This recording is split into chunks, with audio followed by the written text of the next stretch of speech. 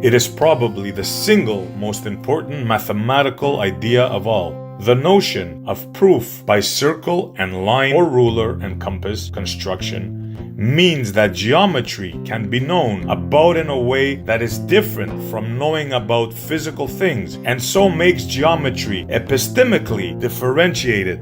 Furthermore, starting from circles and lines alone and constructing a relationship using circles and lines alone makes the conclusions certain in a way that nothing else was at the time. In geometric reasoning, the argument and the conclusions were made supremely clear and evident to the senses.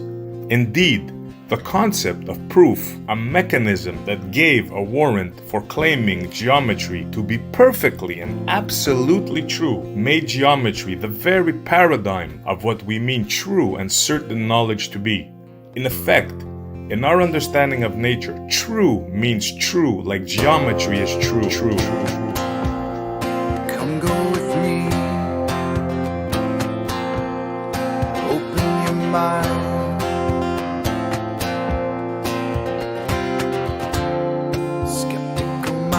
Was all I ever knew. Finding the knowledge of the real world starts with the point of which has no parts. These are the axioms of life. True. And I take my chances with the old ways, finding the proofs in geometry. Perfect. And I don't care what all the sophists say. I find the proofs in reality. They were right. We call this We know that they were right. true. We call this proof. Like geometry is true. Starting circles and lines alone, constructing the nature of what's known. We call this proof. Conclusions are clear and the evidence seen. This 3D space works perfectly. And I take my chances with the old ways, finding the proofs in geometry. And I don't care what all the sophists say. I find the proofs in reality. Geometry is true. Perfect. Absolutely. And all around you is sinking sand. You'll have a place on which to stand. Foundations were already built for you. Absolutely true. Open your mind,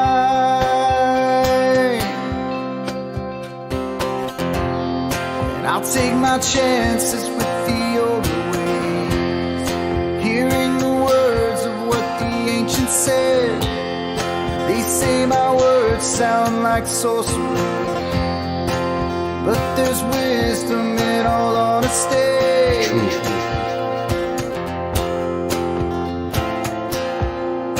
Come go with me. Open your mind. Come go with me. We'll find the truth. Absolutely true.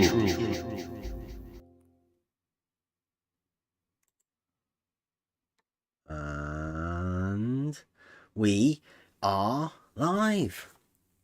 Welcome, everyone. Getting into that quite well, that. It's a good intro. We'll find Miss Buster, Wisdom. What a tune. That was good doing that video as well. I enjoyed that. Get back to that sort of stuff eventually. Good day, everyone. It is Hump Day, Trivium Day. But I don't know how much Trivium we're going to be doing today. It's I'm going to go over a couple of points of a I don't know, I suppose you could call it a debate, but since we know now that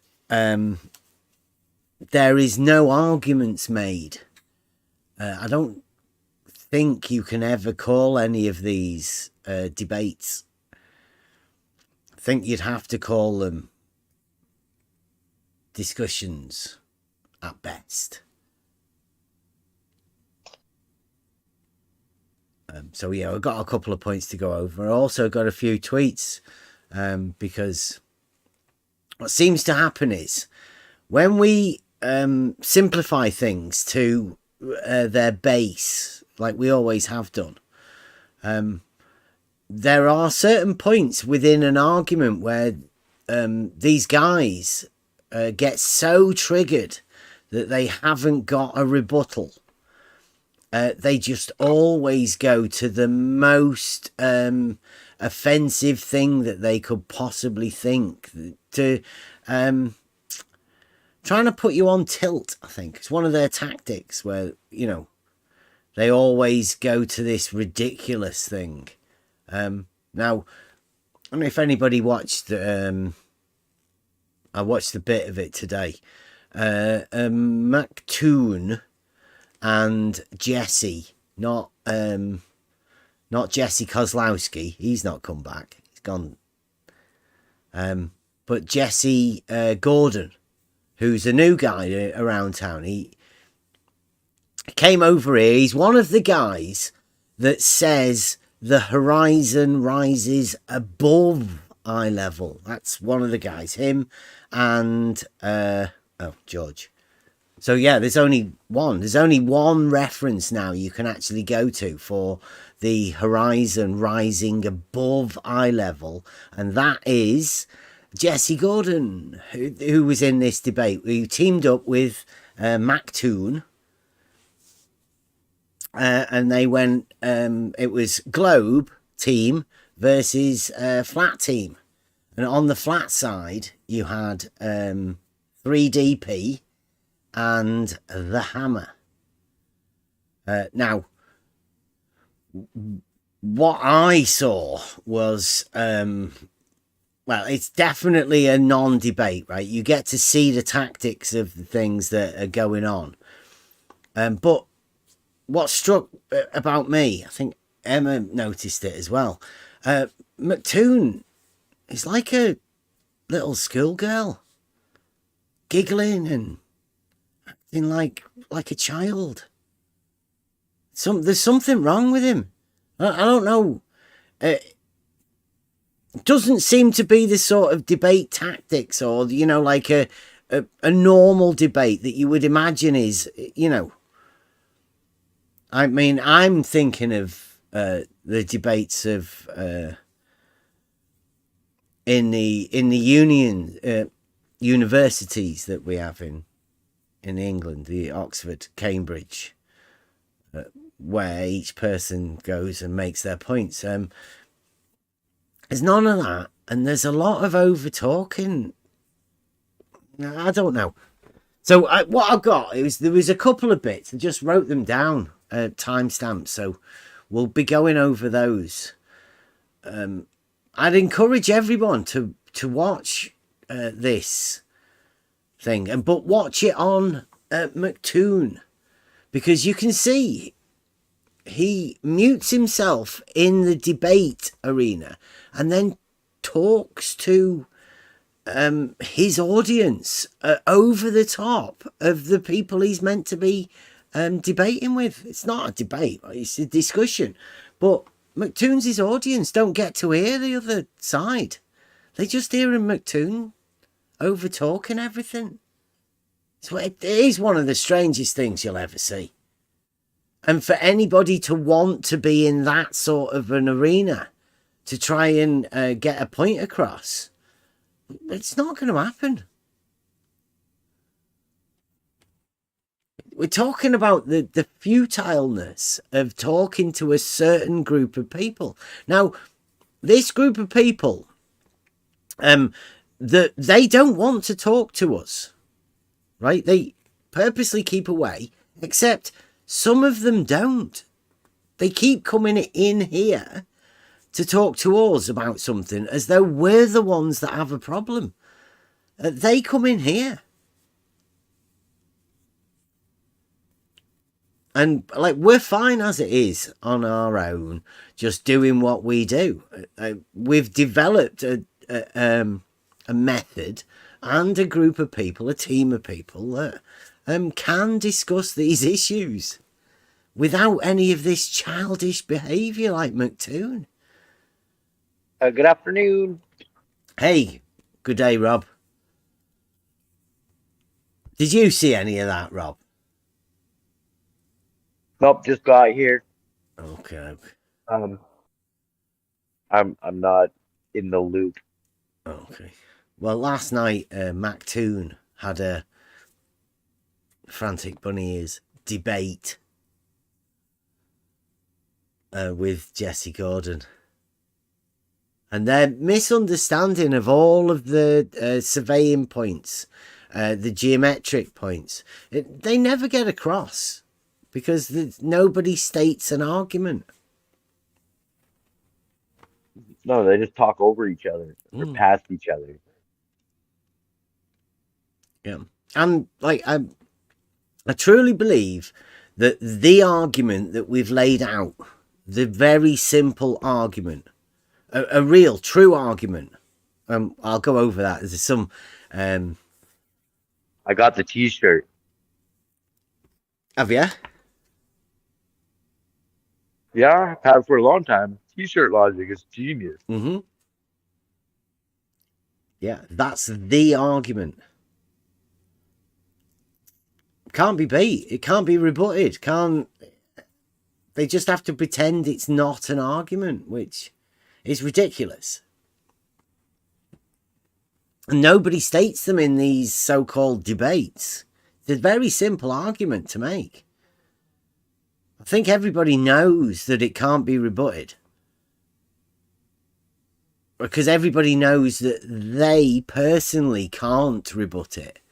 But they have to imagine there is somebody out there that can. Now, the people that imagine that they can are these people like McToon. Like Blue Marble Science leading the way. Like Wally in the Wolf Pack, the Paralogism Advisory Council. They tell everybody what to do and what to think. And I will go over a couple of these bits on McToon's video from last night. We set it up. Right, so you guys in Discord.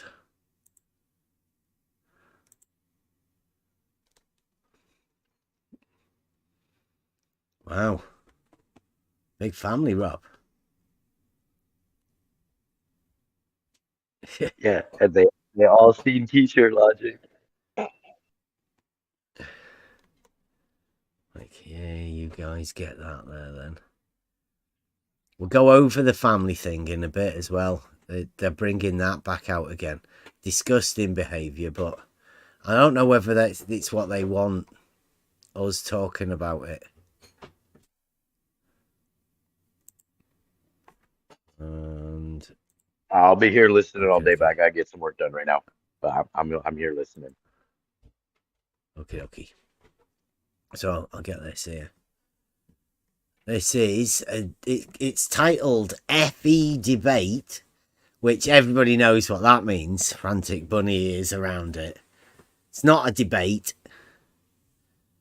And it says the Hammer and 3DP versus Jesse Gordon and McToon. One of the comments here as well, as it says, I love that the definition of level they posted in their Discord says 3 of 3 right there. Cherry picking defined. Definitions, right? So that's all they're on about is confusion. Can you guys get that in Discord there, yeah? Is conforming to curvature. This is 3 of 3 entry in dictionary. Yeah, I don't know who has it where and who's done it. I haven't got a clue. They're only talking about cherry picking from one dictionary. That's the cherry picking that happens, and that cherry picking is done by a certain group of people that want to misunderstand what the actual words that are wrote down mean from one dictionary. But that was just as an aside. We can go over definitions and stuff like that, but I mean, it is Trivium Day. Hump Day, so the definitions are out there. Everybody should know that the definitions are a big part of the grammar part of the Trivium. Right now, I can't remember exactly what these points are, but as I wrote them out, there must be something. So it'll come back to me.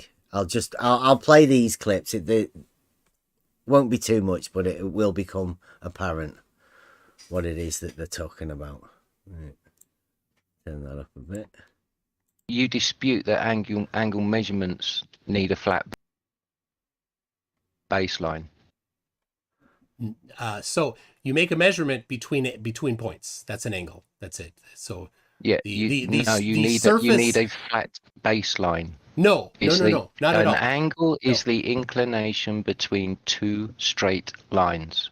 Yeah, but it doesn't. You don't have any particular necessity of the nearby surface of anything to be straight. You only need the line between the observer and the point, and the observer and the other point. So it doesn't tell you anything about the shape of the things nearby. There you go. So this is part of McToons's confusion. Not quite got to the bit that he's going to go over, but this is the lead up to it. Right? He knows that an angle, all you need is a point, the vertex, and the other point. You only need 3 points. The observer, or the vertex of the angle, and then the 2 points that establish the 2 straight lines from that one point. And the angle is the inclination of one of the straight lines to the other one. Very simple. McToon understands it. Letting everybody know. It doesn't tell you anything about the shape of what you're standing on either. Oh, but you can use that to do things, yes. But it requires calculations. That's what surveyors do. So why can't you measure your claimed curvature from a horizontal baseline? Oh, you can. Yeah, certainly. And just... See? You can. But he is contradicting, because if he needs only 3 points and connection between these points would be straight lines, it means that he cannot measure curvature or anything.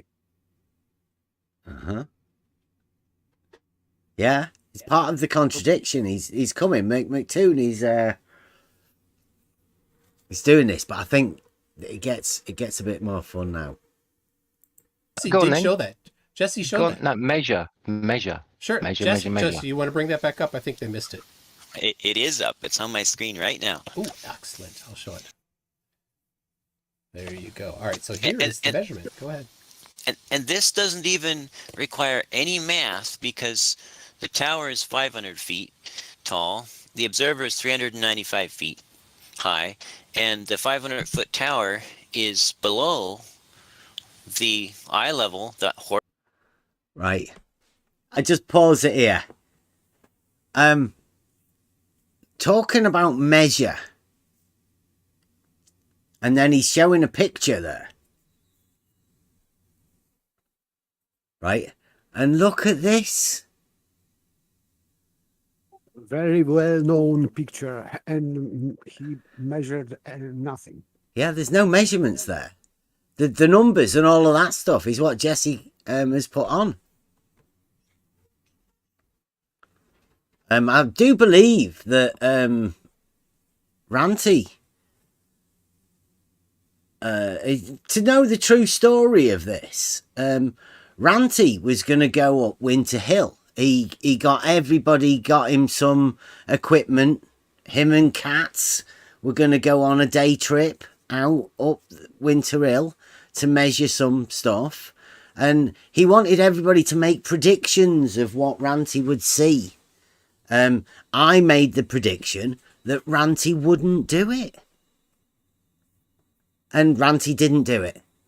But in our trying to aim to help Ranty about to get him up Winter Hill to do it, we did a sighting of Blackpool Tower from 3 different elevations through an auto level, just to show what it would look like at those different points and how it would look as we did it. So we actually went out those and took those 3 pictures.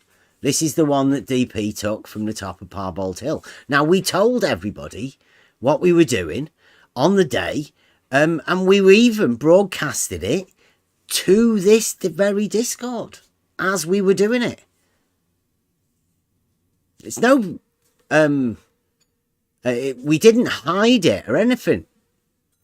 It's just these guys that we're talking to, and the ones that are obviously doing this, and this giggling little schoolgirl here in the bottom right hand corner, and Jesse in the in his way of drawing loads of stuff all over a picture that he got from a Discord picture. Right, because this is the picture that we took through the mobile phone. Through the auto level that we took up to Parbold Hill in our attempts to help Ranty get up Winter Hill and actually do this historic thing for himself. But rather than do that, what these guys want to do is tell a paralogism, push their own paralogism of what they imagine this is. There's no measurement there, because in order for an auto level to be of any use, you have to have 3 things: the auto level, the tripod, and the measuring rod. Now, without one of those things, one of those 3 things, it's no use at all. You can't do anything with it except look through it. But I mean, you've got your own eyes. There's no point you doing using an auto level if you're just looking at something. If you want to take a picture, just take a picture. Auto level isn't going to help you in any way. These fools think it does, helps them.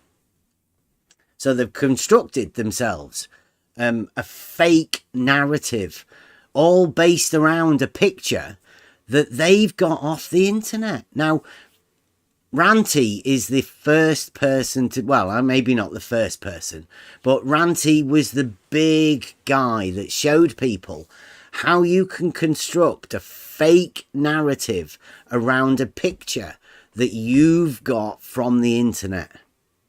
These guys are just following in the footsteps of Ranty and the bullshit narrative that the Flat Earth Society have given everybody. This is just the latest thing. They can't talk to us about this because it would ruin their narrative. If anybody does want to know about anything, come in. We'll discuss any of this stuff. But I mean, yeah. So Jesse's particularly used this picture to get at DP. He's purposely done it, and McToon knows that this, because they've worked this beforehand. They've purposely got this picture because they know it's going to trigger DP. Well, that's the idea of it. Listen to what Jesse thinks this is. Horizontal plane established by this auto level. So we don't even have to use calculus nor trig. There's clear evidence of curvature. But if we do count the pixels and look at the stadia marks, There's clear evidence of curvature. Do you know where that clear evidence of curvature is? See ya. Just there. Because anything that's not in that line there will be distorted through the curvature of the lens, which you can obviously see. I don't think that's what Jesse's trying to do. He's trying to imply that there's curvature there. For the Flat Earth Society people, and mainly the Globe side gang of the Flat Earth Society, what Jesse's trying to imply here is there's curvature there somewhere. Now, if you agree with him, then you're okay. But if you say, what curvature? What are you talking about? Then they'll just call you a flat earther. They've got no understanding of what that means or anything. They just draw some lines on it, talk about it being calibrated, talk about the height of Blackpool Tower. It's just a picture. It's just a picture. Here we go. because these things, I guess you call them the stadia lines or something, those are spaced apart so that the height of something Jesse knows what these things are. will appear 1/100th of its distance. See, McToon is talking over him. Jesse knows what these things are. He doesn't.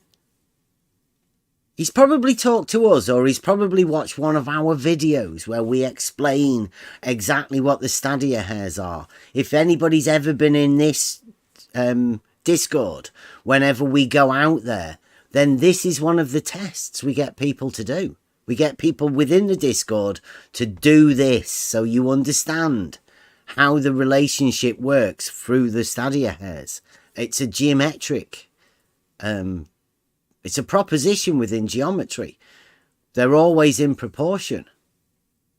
These things, you can come to a geometric understanding once you understand exactly how the stadia hairs work.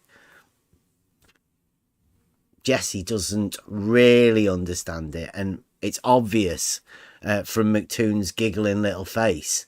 He doesn't understand it either. So basically, something that was 1 foot high and 100 feet away would fill this height up exactly. That's what those are for. Do you hear that? I'll go back into that again. 56. I didn't catch what would fit. So need repetition. Okay, right. You know how the stadia hairs work? Have you ever been here, Paper? You can understand that it's you're looking at these as though they are isosceles triangles, right? With your eye at the apex and the stadia hair measurements, but you have to put a measurement rod in there. But the relationship of what the number you read in the rod to the distance you are away from it is proportional 1 to 100. So if you look at the measuring rod and you can read 1 meter in between the stadia hairs, then you are 100 meters away. It's stadiometric range finding. That's what it's called, and it's based upon geometric principles of the proportion of the base to the sides always being of equal angles, right? And it's the bridge of asses, really. Okay, I understand. I understand. Yeah. Okay, so that's the idea of what the stadia hairs are for it within the measuring job, right? That's why the stadia hairs are put in the auto levels above and below the actual horizontal crosshairs. So listen to what Jesse says about this. Those are spaced apart so that the height of something Jesse knows what these things are. will appear 1/100th He's saying of like its he doesn't. distance. So basically, something that was 1 foot high and 100 feet away would fill this height up exactly. That's what those are for. Okay. Jesse's tried to explain the stadiometric range finding there, right? But there's a problem. Can you see what the problem is? He said that if something would be 100 foot away, it would fit. One foot would fit within the stadia hairs.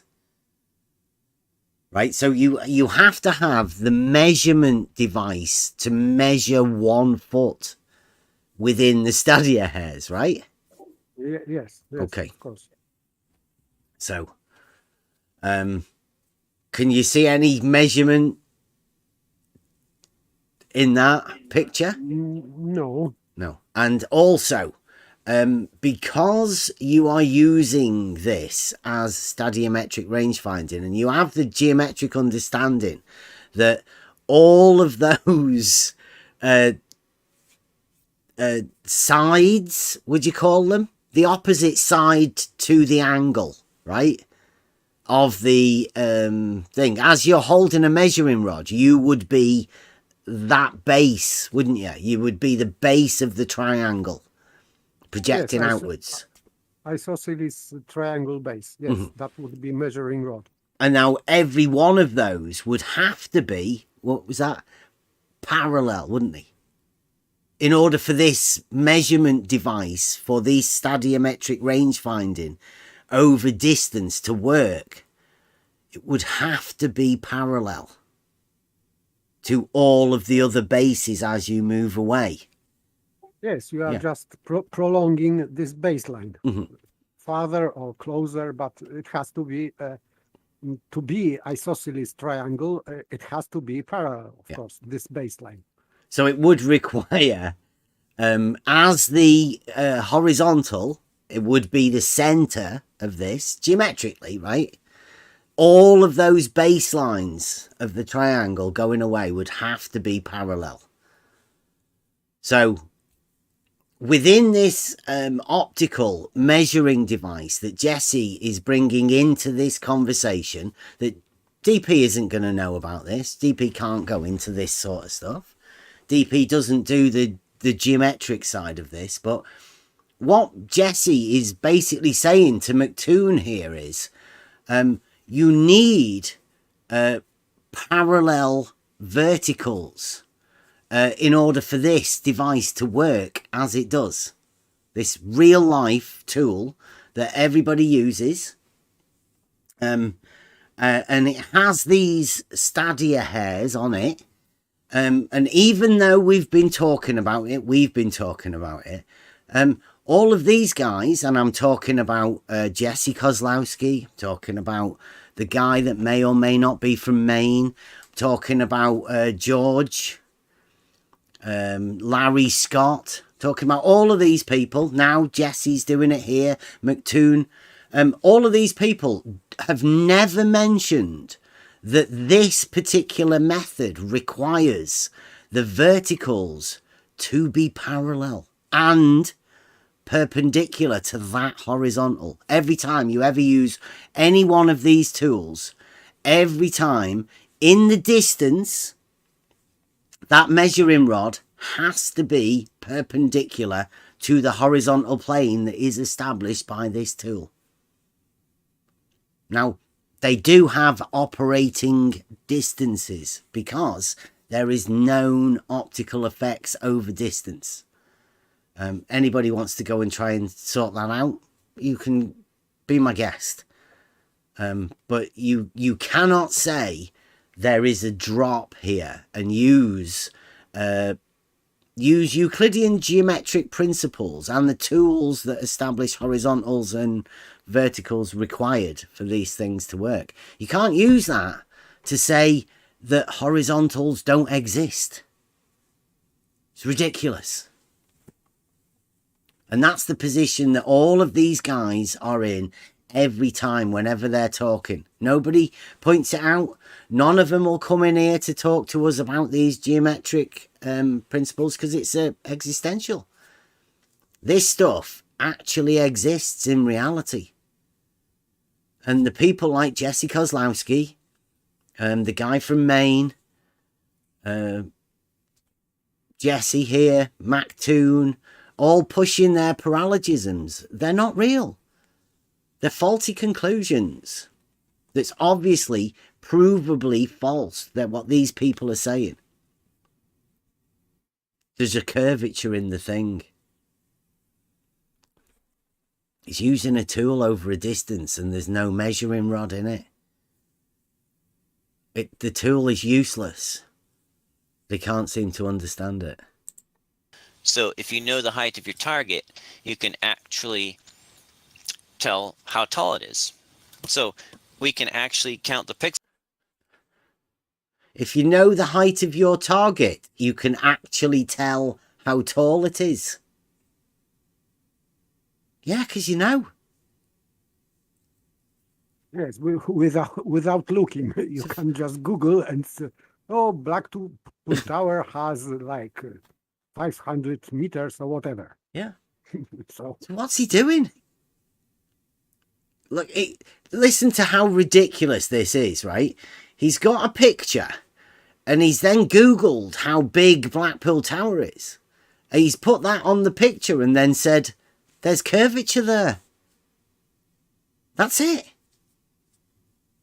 That's what he's done. He wrote it on a picture. Means nothing. And this is one of the best that they've got. He's not laughing so much now. It's like the face of concern. Mac Toon. Pixels in here and get a reasonable measurement of the height of the He keeps grabbing his nose as well. Kevin would be proud. Something stinks here to McToon. Even he can smell it. He can't hide it. tower and the drop or the drop of the curve of the Earth as well. And it matches the globe model pretty close. Right. So you're saying Do you want to hear that again? The drop of the curve. Listen to Jesse. So basically, something that was 1 foot high and 100 feet away would fill this height up exactly. That's what those are for. So if you know the height of your target, you can actually tell how tall it is. So we can actually count the pixels in here and get a reasonable measurement of the height of the tower and the drop or the drop of the curve of the Earth as well. He thinks he can get pixels. did he check focal point on auto level? Because this drop, visual drop, can be different if you have different focal points. And it is very easy to prove that you can change drop of your picture just changing focal point. So he's not addressing at all that issue. So for me, counting pixels, it would not help anyway, because you can have different number of pixels just changing focal length. And that would be not measurement, of course, just optical effect. You can obtain different optical effect. So it cannot prove anything here for me anyway. Yeah, it's just a picture. But I think I can remember saying, because this was one of the days that DP came down. He wanted to learn how to use the auto level, how to set it up and do stuff like that. So this particular time, there's no measuring rod in it, right? And we're looking over from a hill. So when DP was setting it up, I can remember saying to him, it doesn't matter, right? You can do it, you can set it up, you can do whatever you want with it, right? In your practice for setting it up. But it doesn't actually matter, because all we're doing is getting a picture to help Ranty, to show him that people can go and take pictures with auto levels from hills. Right? I don't know why anybody would want to do that, but Ranty was making a big deal about going up Winter Hill for his historic viewing of the Isle of Man. There's still an auto level somewhere in a shop in Blackburn near Katz's house with Ranty's name on it. It's still not going to ever do anything. It was due for Ranty to go up Winter Hill. He didn't manage to do it. So, here we go. Let's go. And it matches the globe model pretty close. Right. So you're saying you did a great job, 3DP. You're saying that there is curvature there, right? And all there is two straight lines. An angle is two straight lines. How did you get curvature? I got dropped. So you got a slope. Because the best you got is a slope. No, Drop is not slope. I got 2 points, which I don't know if could he's match a intentionally slope, stupid or or it really could also stupid. match a curvature. And Yeah, if how did you ascertain that it is the claimed curvature that you claim it is, and not a slope? Aha! I am so glad you asked. Let me share a Here different we window. go. Look at this now. This is good. All right. We talked about this ahead of time. This measurement, I love this. This was taken by 3DP. We talked about this. And that's why him and Bev, before they're falling out. Just a that's why second here. That's why It's almost there. Jesse chose it. Look, what a giggling schoolgirl. What's up with him? He's meant to be a grown man.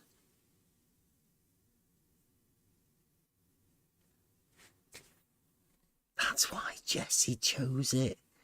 No, Jesse chose it because it's been targeted campaign for quite a long time. Because none of your guys have ever done any of this practical stuff. They've never been out and shown anybody any of this stuff. Whereas we have. We've been out there.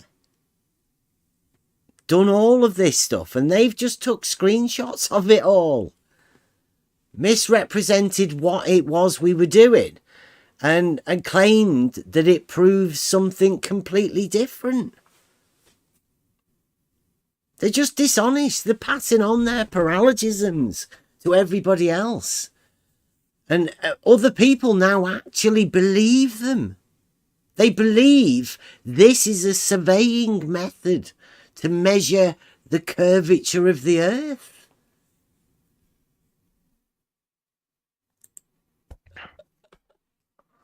Oh, that's why he chose it. All right. All right. Do you see this here chart? Yep. So what I did is I measured the drop, the missing height from a bunch of targets from all over to all over. And I also He measured the missing height. He's done that. That's what he says.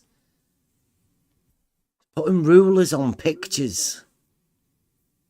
But still, this is not his measuring picture. Yeah. But he's bringing these numbers that were taken not from him. So he's just Nobody's putting- measured any of these things. Nobody. These are all of his imagined measurements that are non-measurements.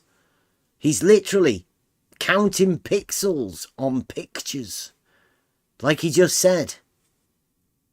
That's all he's doing. An auto level doesn't measure an angle. There's literally there's no. So put in Jay here. Tolan's reading, one even from Jesse Kozlowski, and I put in your amazing auto level shot there, 3DP. That's Look.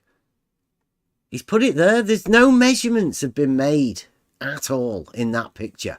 And you can guarantee that every one of these other dots here are just pictures. They're building a paralogism for everybody to like fall over. This is why these people can't come and talk to us. This is why Jesse Kozlowski disappeared. This is why the guy that may or may not be from Maine isn't around anymore.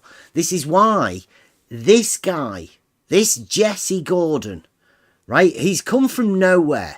He's a guy that has bought some theodolites, cheap, broken ones, off eBay and fixed them up. He's fixed them up himself. This is the typical stooge, right? The guy that pushes paralogisms for everybody else. A sophist. That's not fooling. He's not fooling us. He did come round here for a bit, but I think he got challenged to do something, and he's never been back again. Mike Jones challenged him to do something about a gyro. To get a gyro to process, that was it. He's never been back. I don't think he managed to do that. Because gyros don't process. Yeah. Because he can't push paralogisms on a group of people that just can spot all of the fallacies. It's really hard to. That's why people don't like coming round here. You will get scrutinised and arguments, everything gets sorted here. Hang on. I don't know why you're saying people don't like coming here. I love coming here. Yeah, there's not many though, Rob. You know, it's hard to come round here because, like, we obviously say the Earth's not flat, but in order for us to prove that the Earth's not flat, we prove that level is horizontal. And then because we say that, and we've got that proof, the globe guys say that we are flat earthers. They now say, like Blue Marble, if you say level is horizontal, you're a flat earther. That's the new official thing. So there's billions of flat earthers out there now. This small little group of globe earthers that we have here have put themselves, Blue Marble Science has made them a very unique, tiny little group that I don't know how many, not many people will agree with, but it just seems to be that we've been placed within this arena, and they're the only people that come and listen to us. People that want to either hate watch what we do, or they want to call us flat earthers. Even Flat Gang want us to be part of it, but we can't be. You can't prove level is horizontal if you're a flat earther, because the elevation changes are measured with that horizontal parallel. Elevation changes means it's not flat. It's pretty simple. Dead easy. But this what Jesse he's put in here, he's got a drop. Like, if this is the horizontal, this is a drop. I don't know whether Jesse realizes what he's saying or not. He thinks it can be measured, but without a measuring rod. The moment you put a measuring rod in that auto level, there becomes a distance that you can actually use it. That's governed by what you can see. If you can't see it, you can't measure it. Dude looks deep in thought right there. No, he's giggling like a schoolgirl. Because Jesse's got this. Really small picture. Yeah. That's this one right here. That's your little dot right there. And so by collecting this data from all of these measurements, I can see that it forms a curve. And that, my friend, is how I know it's not a slope.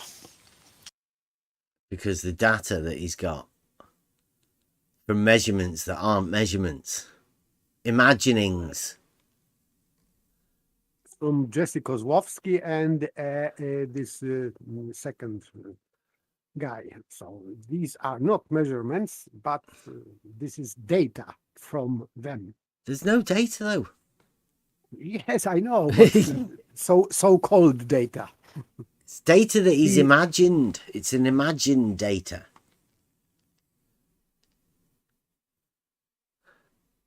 Yes, just numbers. For him, numbers are data.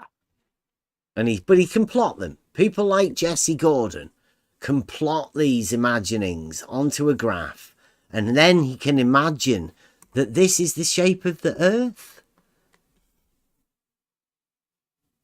But you notice that he's got this drop here from horizontal.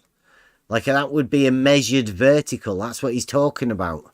And like everybody knows, the measured vertical change from an auto level is called an elevation change. So what he's actually talking about here is a measured elevation change that isn't an elevation change. It's a contradictory thing. He can't even see it. None of them can see this. It's as basic as it is. This is a horizontal and this is a vertical change. But a vertical change is called an elevation change, but that's not what he's trying to do here. It's mad. Crazy people. They don't even know what they're talking about.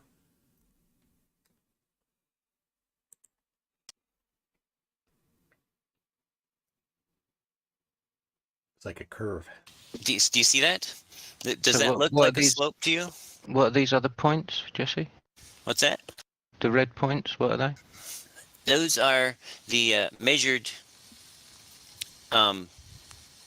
missing height points, the measured height points of distant objects at different distances from 1.5 to 105 miles. What other objects? What's that? What other objects? Well, okay. So this one was a flashlight at 1.54 miles. This is the New Dungeness Lighthouse in Sequim, Washington.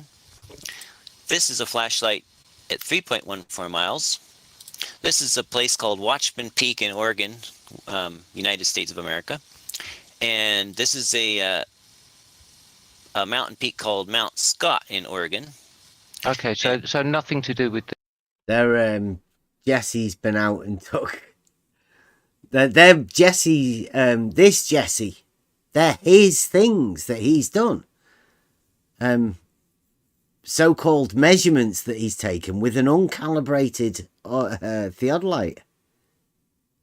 From different, completely different locations. Yeah, using non-standard surveying practices. Just some random dude has decided that he's going to go and make some measurements and determine that there's a drop in the distance. But it's like a measured drop, but not a measured drop, because a measured drop would be an elevation change, but it's not an elevation change. It's a ridiculous globe model fallacy that these guys are so blinded by their model, they can't even see what they're talking about. They're literally handing off paralogisms, fallacies onto each other. And they've got the nerve to do it in a so-called, frantic bunny ears, debate setting. nobody's calling them out on it except us, and we're not needed in this community. They've been going at this for ages, and they'll keep going on and on and on. In 10 years from now, these people will still be doing the same thing. The original observation, then, the meme that you've posted, all those other points are nothing to do with that one. Well, so if we take them as individual observations, they are all just angles between 2 points. Right. How does he think that you might measure a curve? You see, a curve? And yours, you've your put them all amazing together. reading. McToon just said then, how does he think that you might measure a curve? He's aware of his own fallacies. Proposition 16, book 3, states that no line can pass through a tangent, can be drawn at the point of tangency any lower than the tangent without cutting the circle. McToon's is talking about measuring an angle, but it would cut the surface if it were to be what he wants it to be. You wouldn't be able to see that other point because there would be a bulge in the way. Yes, no straight line to this. Yeah. You cannot do what McToon's is claiming, and Jesse Gordon. You can't do it. It's impossible. But again, this is a globe fallacy, a paralogism that they hand on to each other. You imagine through a picture that you can actually do it, because physically you can't do it. It's impossible. So these guys have to conjure up a complete fallacy and hand it off to each other so that they can feel safe, that their model can still be at least thought of. But what they do is they giggle like schoolgirls and try and demean the people they're trying to hand off these paralogisms to. It's shocking, the behaviour that people try and get away with. Now, I'm not too aware of how many people are involved in the play, the Flat Earth Society backwards and forwards play. Seems like there's a lot more than I actually thought there was at the beginning. I personally now think there's very few people within this arena that aren't involved in it. It's all for show. And it's definitely not for the gaining of knowledge at all. It fits into there very nicely. You've put them all together on one graph when they're individual observations, each with a slope. Drop. And Drop. I just want to point out, Jesse, I'm getting kind of sarcastic vibe.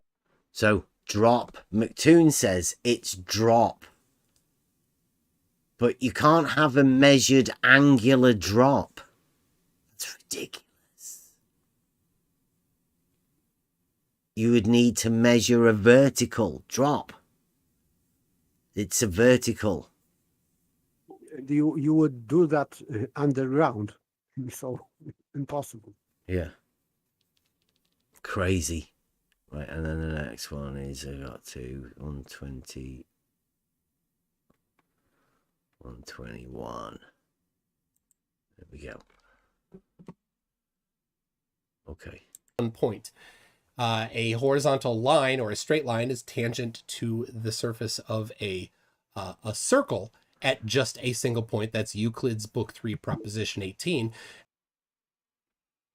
Let's have a go at that. Do you want to hear that again?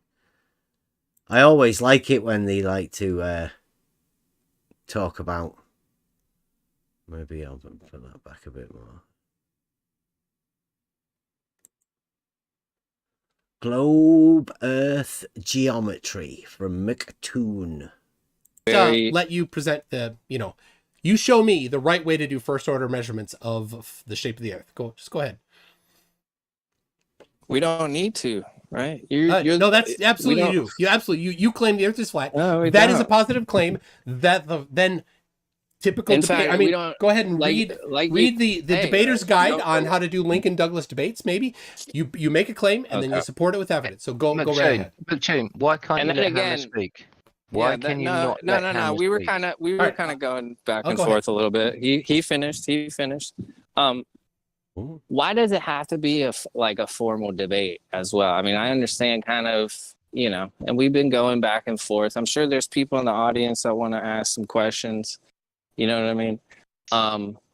I'd like We to. can definitely do this again. We don't have to stretch it out for freaking 3 hours. Like, If You you know what I guys mean? want to open it up, we can do that at any time. I'd like MC. but I don't want you guys McTune. leaving like on. Well, with they got bad taste nervous in as their soon as mouth. I said show I'd like measurements. McTune to address the point why he doesn't know what a horizontal plane is.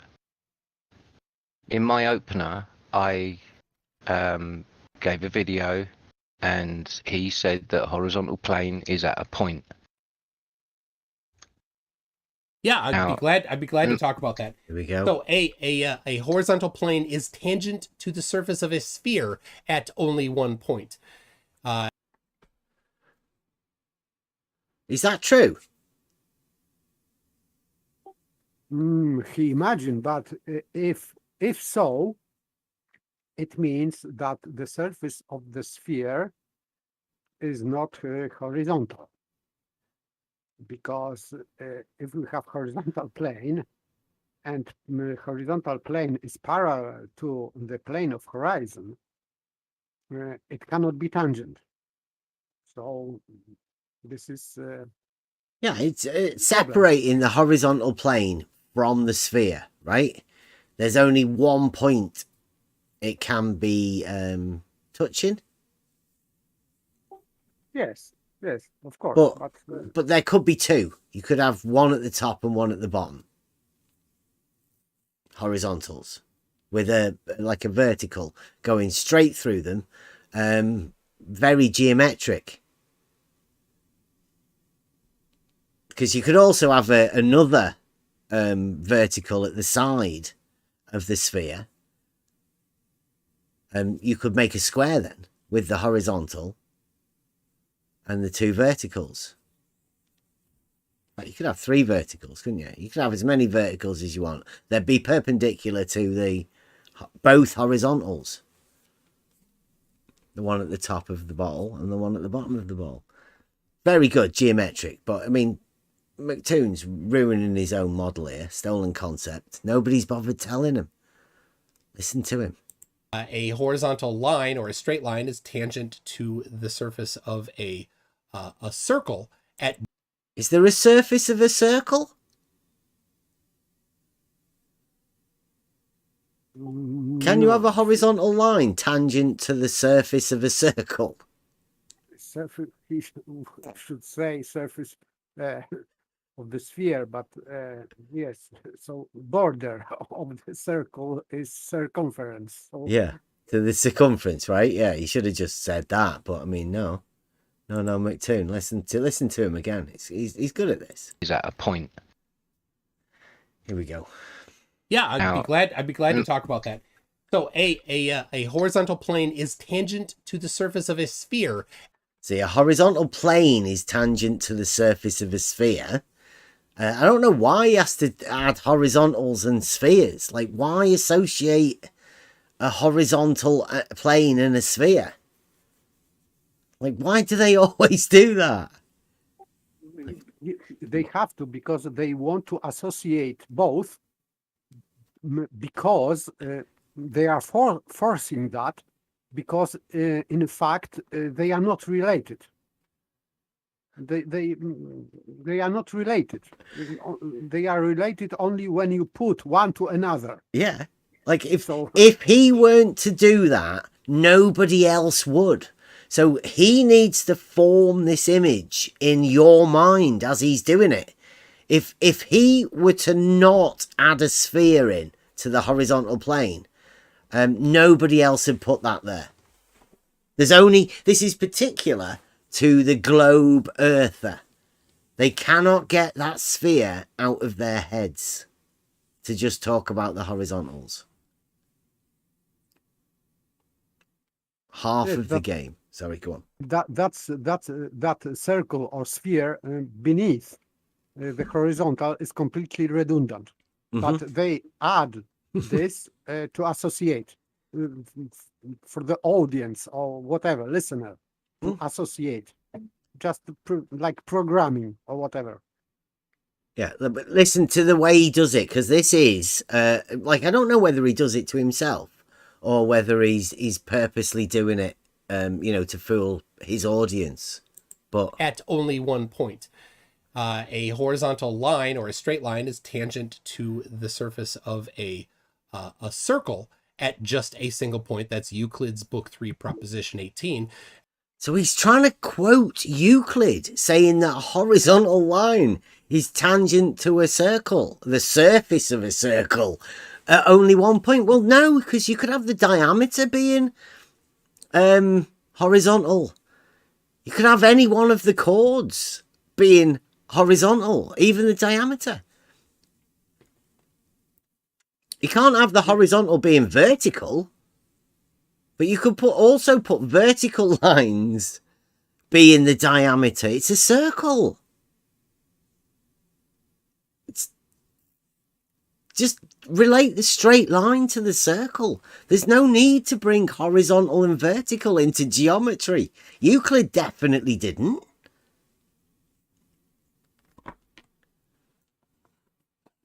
Well, vertical angles, but this is purposely what he's doing here. He's purposely trying to confuse people about horizontals and circles. You don't mix the two of those. Yes, they are not related. So vertical is related only with horizontal straight line. This tangent, as he calls it, but has nothing to do with a sphere, a circle. But he is forcing to people to think that it has something to do with this circle. Yeah. No, it doesn't. He's pushing his paralogisms onto other people. Now, it's whether anybody else accepts them and starts talking about this, because McToon can't talk about what he's talking about here. He can just push at this paralogism so other people will repeat it.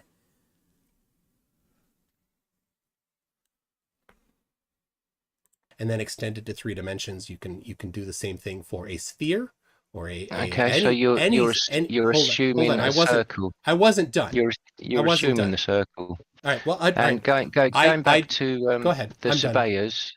Going back to the surveying. There is on my screen. It's the Panama Canal, I believe. Survey data for the Panama Canal. As you can see, it's an elevation profile with a horizontal baseline and vertical rises and falls perpendicular to that horizontal baseline. Okay. Now, and this is survey data. It gives you a scale here and gives you a distance. So all survey data is done this way. Okay. Could you there please, is no curvature there. Could you please state the datum that this is referenced to, please? That would be mean sea level. Yes, but the datum. There's actually a datum. Okay, DP doesn't answer this. It's like a trick question comes from Toon. A lot of people will be repeating it now because within this particular thing, DP, nobody really replies back to him. It is a vertical datum. All elevations are measured against a vertical datum. Now, on this vertical datum, you might have heard it. It's like 20 feet, 30 feet, 1,000 feet. That just means it's a vertical measurement of a change in elevation. The datum for elevations is a vertical datum. All they do with when McToon starts talking about WGS or whatever, all they do is they alter the height of where the 0 is on that vertical datum. That's it. It's very simple. Just the z-axis. The x and y establishes a horizontal plane, and the z is the vertical datum. It only has one dimension to this, and that is a height, a vertical distance. That's it. It's not confusing at all. There is a measured change in that vertical, and you call that then an elevation change. That's it. Now, that should have been said, because it's so simple. I don't know why DP hasn't bothered saying that, because I mean, he has been here, and that was one of the main focuses of what we were saying all along. There's two measurements that are made: a horizontal distance and a vertical distance, a height. That's it. Surveying. That's what you do. You measure those two. Can you specify the datum that this is referenced to? Well, it does have a horizontal line called Pacific Ocean, so it might be referenced to mean sea level, which is just the same, because if mean sea level is curved, then it's a curved datum. It's got another one there that says Atlantic Ocean. Yeah, well, see, and survey. They missed that then. Said it's curved. The vertical datum is curved. Let's go back again. Jesse Gordon passing on his paralogisms to everybody else. And what I say is, when these paralogisms get passed by, then they've gone in. They've sunk into your head. You've heard them. And if nobody questions it, if nothing in your head says, wait a minute, that doesn't sound right, well, you might come to believe the paralogism. You might accept it for your own. You may unwittingly accept it because you've heard it somewhere. Listen to Jesse Gordon's paralogisms. Line called Pacific Ocean, so it might be referenced to mean sea level, which is just the same, because if mean sea level is curved, then it's a curved datum. There you go. If mean sea level is curved, then the vertical datum is curved, says Jesse. It's like a logical statement. If, then. Yes, and by mean sea level, I think he thinks it is horizontal. So this horizontal line would be curved. He thinks the vertical datum is horizontal. He can't think that, can he? I don't know, because I cannot. So I cannot imagine that he could imagine that. It's beyond me. So I assume that he thinks about horizontal line being curved, and therefore a vertical datum is curved, which makes it perfect circular reasoning. Makes no sense at all, does it? It's nonsense. And if, like, he's just said that and he gets away with saying it, nobody questions him upon it. It's like that's one of the worst reasoning, faulty reasoning that anybody could ever come to. Still, this is also begging the question, because DP brought this elevation profile, and on this picture we can see only straight line. Yeah. So why there is no reason for Jesse to say that if mean sea level is curved, where he noticed that, because I cannot notice any curve on this mean sea level or whatever. I cannot see any curve here. So why even he starts to think if there is a curve? There is no curve on this picture. So why he's starting from this conditional? I don't know. There is no reason. We've been doing this for quite a while, right? If anybody's been in our Discord, you will have seen our elevation profile pictures.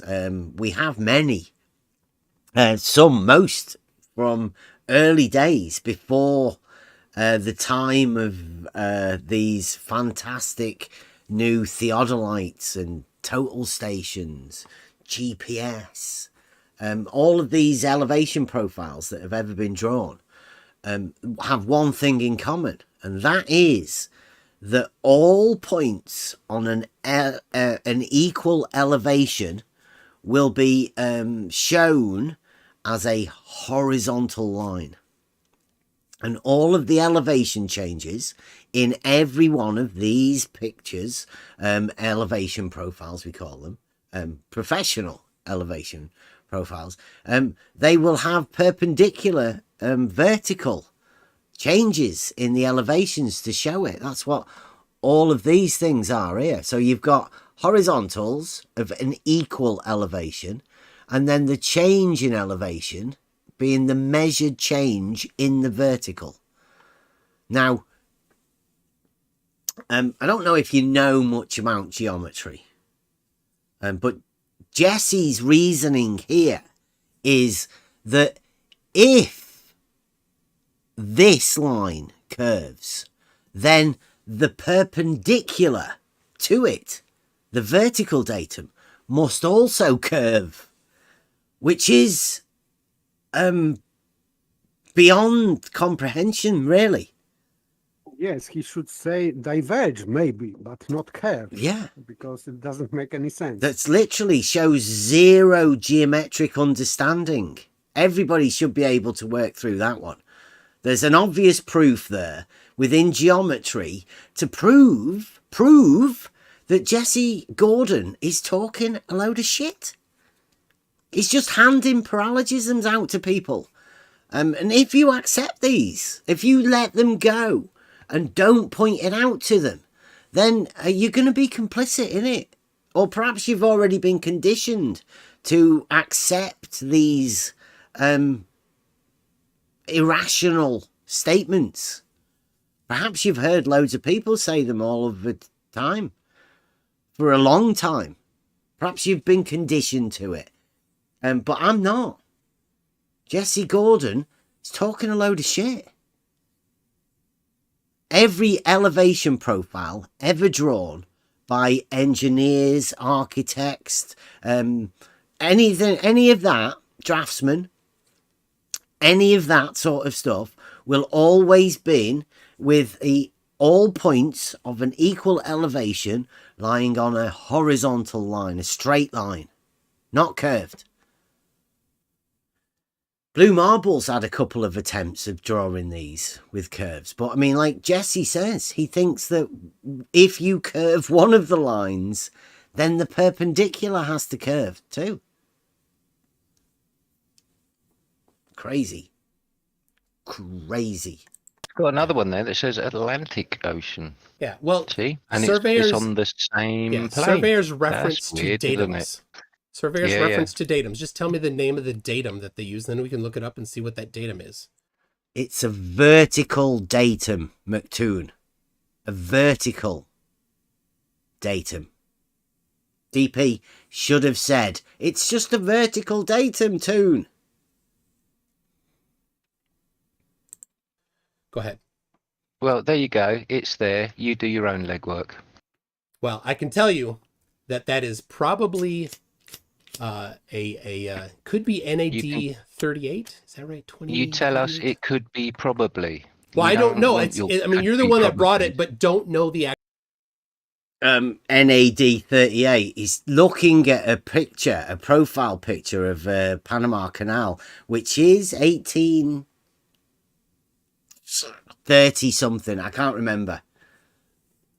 So not the 38, right? It wouldn't have been referenced to a NAD 38. That's ridiculous. Actual datum of the thing that you're talking about, which of course, by the way, none of those measurements are first order measurements. So by your standard of evidence, they're not allowed, but I'll allow them. I'm fine with that. Did he just say none of them are first order measurements? Yes, he said that they are not real measurements. So this profile is not showing measurements Panama Canal. McToon, yes, but calculations or whatever. It says not measurements. Yeah, I know this one. It's got a horizontal scale and a vertical scale. It's got two different scales, obviously, to get it in the picture, to get it framed right. We can do that because we have the actual measurements. That's how scales work. It's a ratio. And if he's got the scales on there, then this is an actual draftsman. And they're using the first order measurements in order to duplicate them into an elevation profile. This is a joke. Obviously, McToon knows nothing about any of this stuff. His advisors are terrible. And if you're using McToon as your source, Jesse, like McToon, best hadn't be thinking Jesse knows what he's talking about. Now also he's showing his double standard. Because when globers are measuring drop, he's confusing calculations with measurements. But now suddenly he knows very well what is the difference between measurements and not measurements. Only for this profile, he exactly knows the difference. But when they are measuring supposedly a drop, or the curvature, they are confusing measurements with calculations, but now not. He knows well what is the difference, and he said that. So I think that it shows double standard here. Well, it is McToon. How can you claim that? How can you claim surveyors, that? Surveyors don't Were you there taking the measurements? Surveyors don't do first order measurements. They do. Did you hear that? He said that they don't do first order measurements? Yeah. Did he say that? Yeah, he did. That's the McToon, right? Listen, surveyors are professional people. Who else do you think actually measures the fucking stuff, Toon? I'll play it back again, right? This is the delusional idiots that people have to listen to. Oh, listen. We can look it up and see what that datum is. Go ahead. The datum. Well, there you go. It's there. You do your own legwork. Well, I can tell you that is probably could be NAD 38. Is that right? 20. You tell us it could be probably. Well, I don't know. I mean, you're the one that brought it, but don't know the actual datum of the thing that you're talking about. Which, of course, by the way, none of those measurements are first order measurements. So by your standard of evidence, they're not allowed. But I'll allow them. I'm fine with that. How can you claim that? How can you claim surveyors, that? Surveyors don't do. Were you there taking the measurements? Surveyors don't do first order measurements. They do. They do. No, they do calculations, which you reject. You don't allow calculations. Order measurements. Which include calculation. So he's contradicting again, because he said not measurements but calculations, and then he corrected himself likewise, not only measurements but also calculates.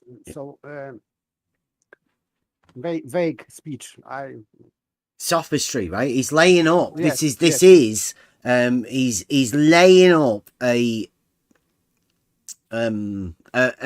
paralogism, right? He's laying up as his sophistry here now, and you will be aware of this. He's made, or he's come up against a problem because the measurements that are taken in reality by surveyors are real. We could call them existing. They're existential. They are the actual thing that surveyors do when they go out there. Now, the tool that they use to establish this is a level. A level establishes a horizontal plane, and the measurements are made with the staff in the sights, and it's a vertical. Now, he has to deflect. And this is one of the techniques that he uses. And not only him, because other people have learned this technique. Once you get stuck, go to this now. Here we go. Don't you know that? It includes calculations for when surveyors do things. They Here you measure go. angles. Here's another one. Here's And another what one. datum? What datum? Before we get to it, what datum is this reference to? Here's another one. The Vertical Grand datum Erie again. Canal. Okay. McToon. Again, a horizontal baseline and vertical measurement at perpendicular to that horizontal baseline. Okay, and what datum? Vertical datum tune. You Does work that it out for reference- yourself. Tell him, you Dave. asked Your me claim. for Your claim, You asked me for measurements. and you have You not asked me for provided. measurements. Here they are. You've not You provided asked the me- full information. You asked me for measurements. Okay, well, I MC. can tell you that it There is we the go. Great. It is the Horizontal Great Lakes. baseline. Yeah, I'll tell you, it's the Great Lakes datum. Vertical measurements. A 3DP. That's the Great Lakes datum, which is an ellipsoid. There you go. The Great Lakes datum, that's a vertical datum, which is the datum point that both America and Canada use across the entirety of both of the countries. That is the datum established in the Great Lakes. Shared datum. It's a vertical datum. It's measured as a mean, but within the Great Lakes, not at the shore like we have in the UK. I don't know how anybody else does it. I think the Netherlands have it established in 3 different places, I think. They have a series of tubes that you can see in the Netherlands. I don't know how many other countries and how they establish their datums, but it's a mean. It's a mean on a vertical. McToon. DP should know that. Should have said it. I don't know whether you're waiting for him to say it or trying to give him some reasoning to do for himself.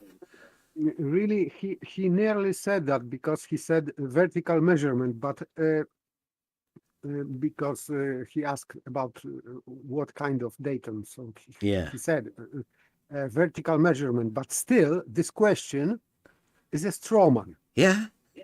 Because he thinks that if DP would not respond to that, it would be McToon's win.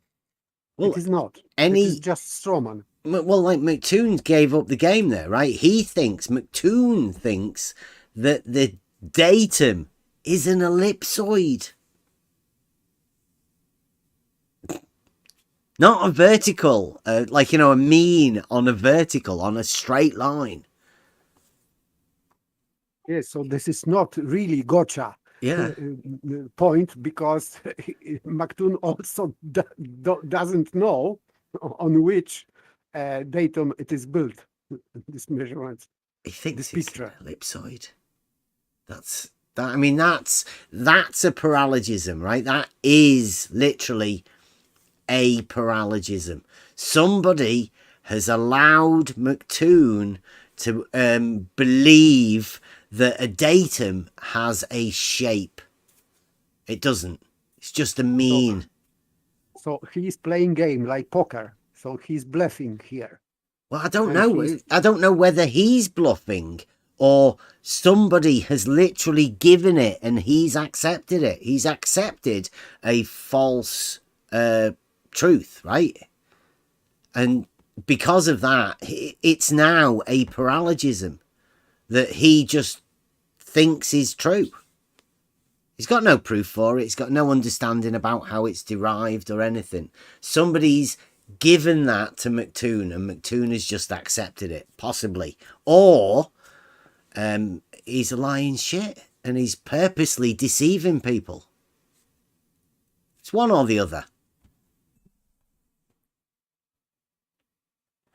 Or maybe he's bluffing because to check, this is normal tactic in debates, not often, but in discussions, let's say, that opponent is checking knowledge of his opponent, and he's make bluff to check if the opponent will catch this bluff or not.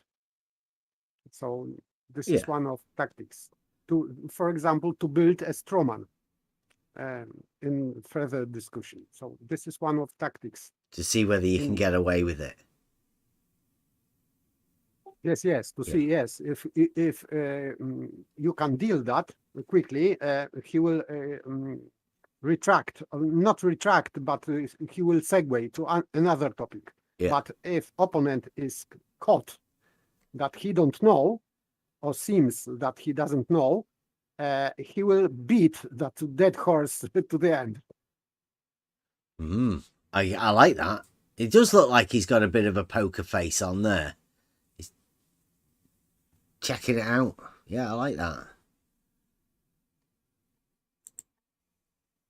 You claim? No. That's what this survey is referenced to, the Great Lakes datum. And a horizontal baseline with vertical measurements perpendicular to that horizontal. Yeah. Again, it is referenced to the Great Lakes datum. Which is an ellipsoid. A reification of your... Again, he's just said it there. It's not an ellipsoid. It's your measurement. It's your measurement. Calculations. This again. These are the actual physical measurements. So you brought it up, and then you dismiss your own measurements as because this is a measurement. It's your dismissal of your own measurements because it's a reification. I'm not dismissing anything. As you said, this is referenced to the Great Lakes datum. The elevation data is referenced to an ellipsoid. It's an ellipsoid. Thinks the Great Lakes datum is an ellipsoid. Who's allowed McToon to do that? Or has he done it himself? But still, I don't understand, because ellipsoid, that would be horizontal for him. I think like and for Jesse Gordon or whatever, or sphere. But they are talking, I think, about vertical datum. So I don't understand why he's talking about this ellipsoid. What it means? I don't understand. Yeah, I don't know. Let me step in real quick. Or actually let Jason step in because he was about to step in. Oh.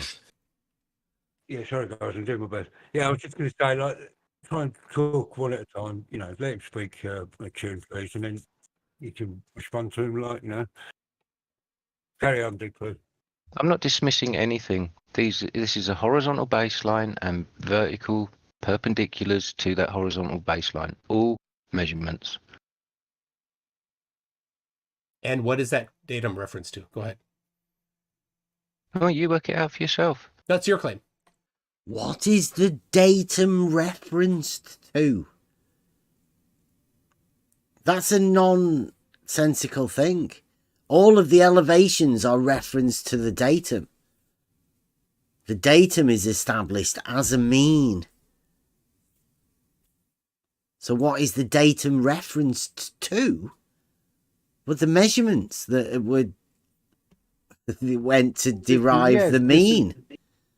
So this is malfunctioning question. Yeah. So I don't know. Gets away with it though again.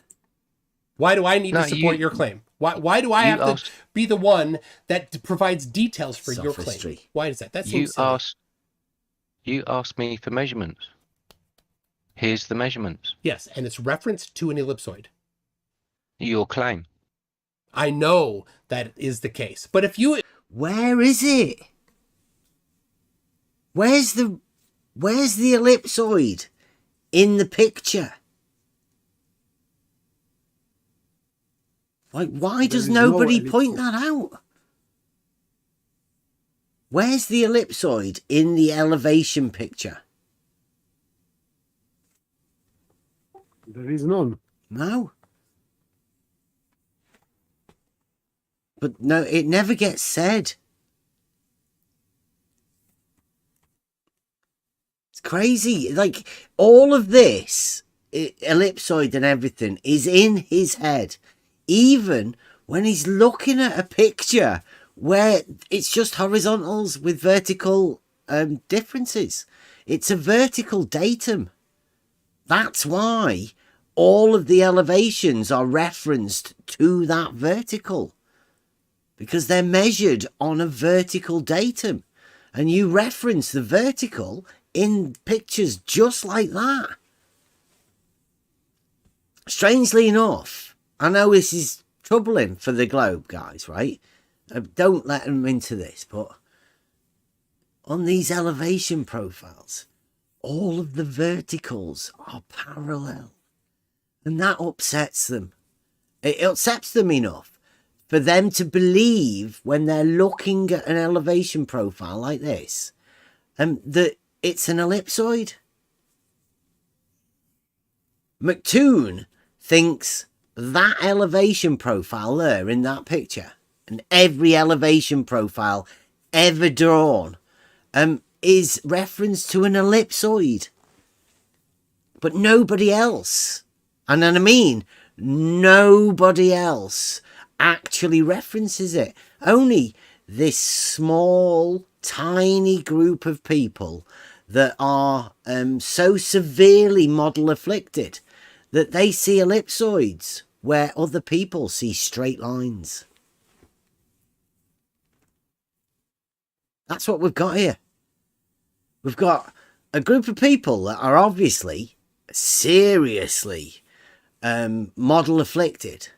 And then we've got another group of people, and I count myself into this, that talk to these people. I've always been talking to them because I'm fascinated by how things go on and develop in the mind. And I personally think that this group of people are the most fascinating people to watch, listen to, be around, because they're crazy. You can literally make them say anything you want. As long as you get to a truth in reality, an existential truth, they'll have to deny it. And I've developed my character now, Bev, try thinking. Anything I say has to be denied by these guys. Has to be. They can't agree with me for anything.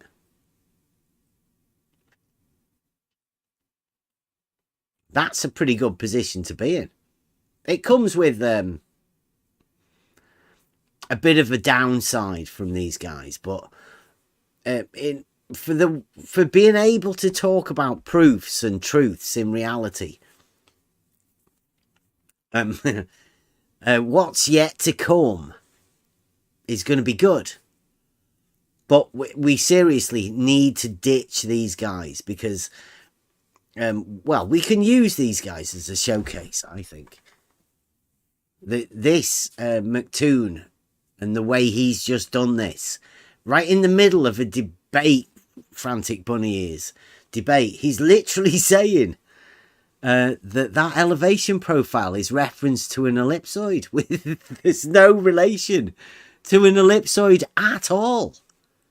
And nobody can actually see it or talk about it and tell you how it is. McToon just claims it.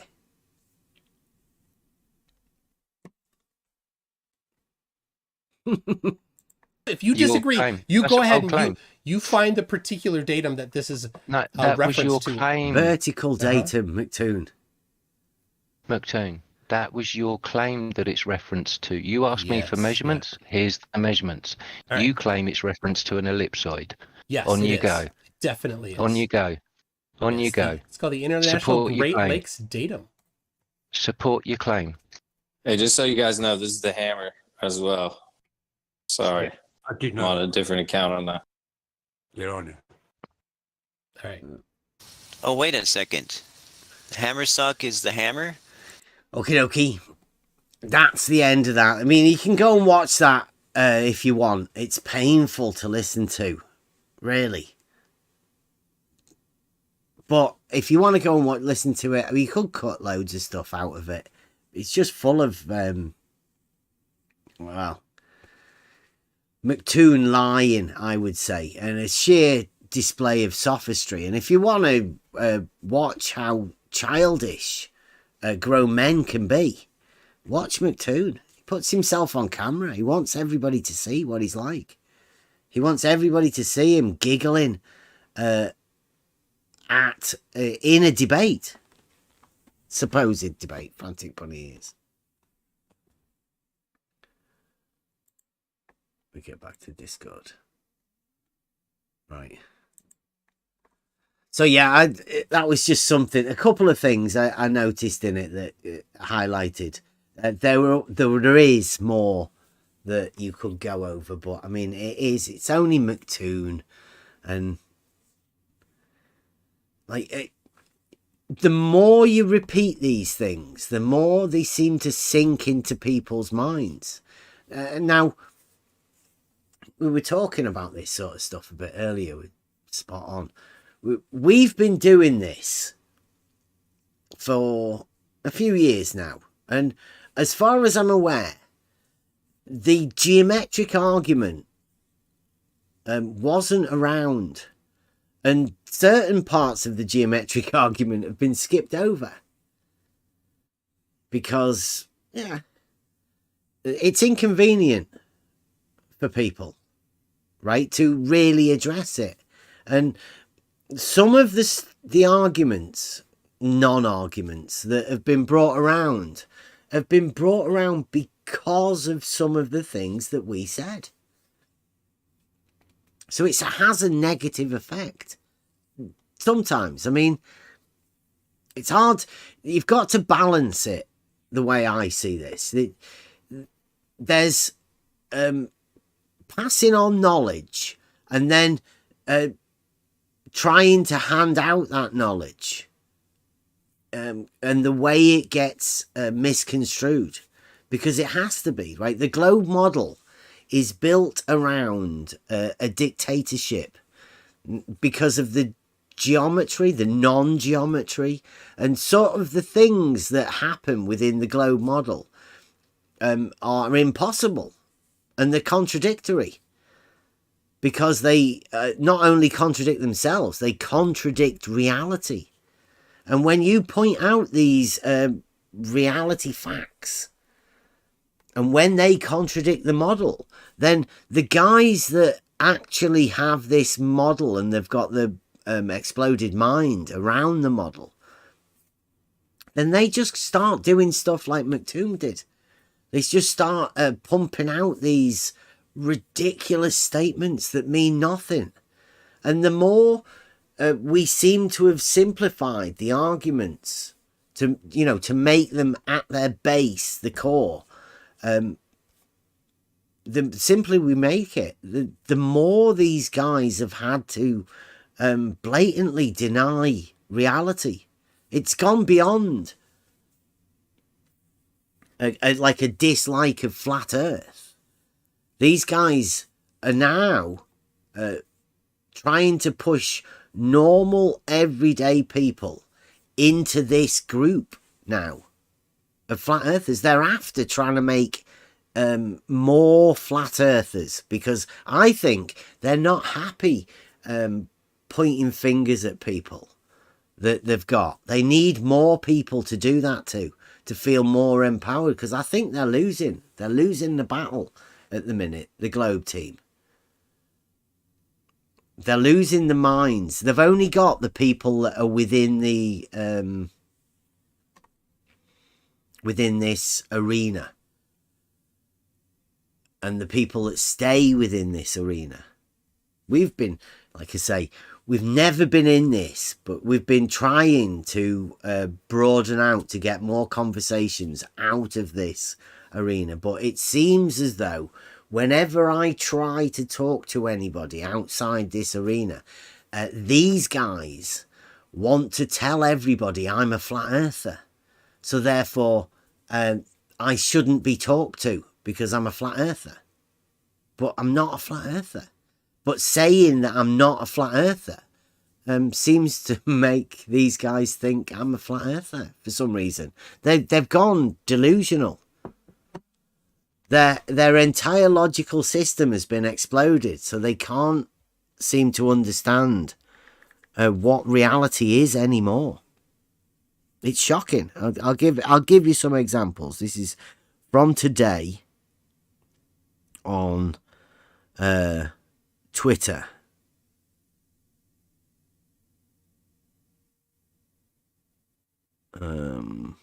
This one here, right?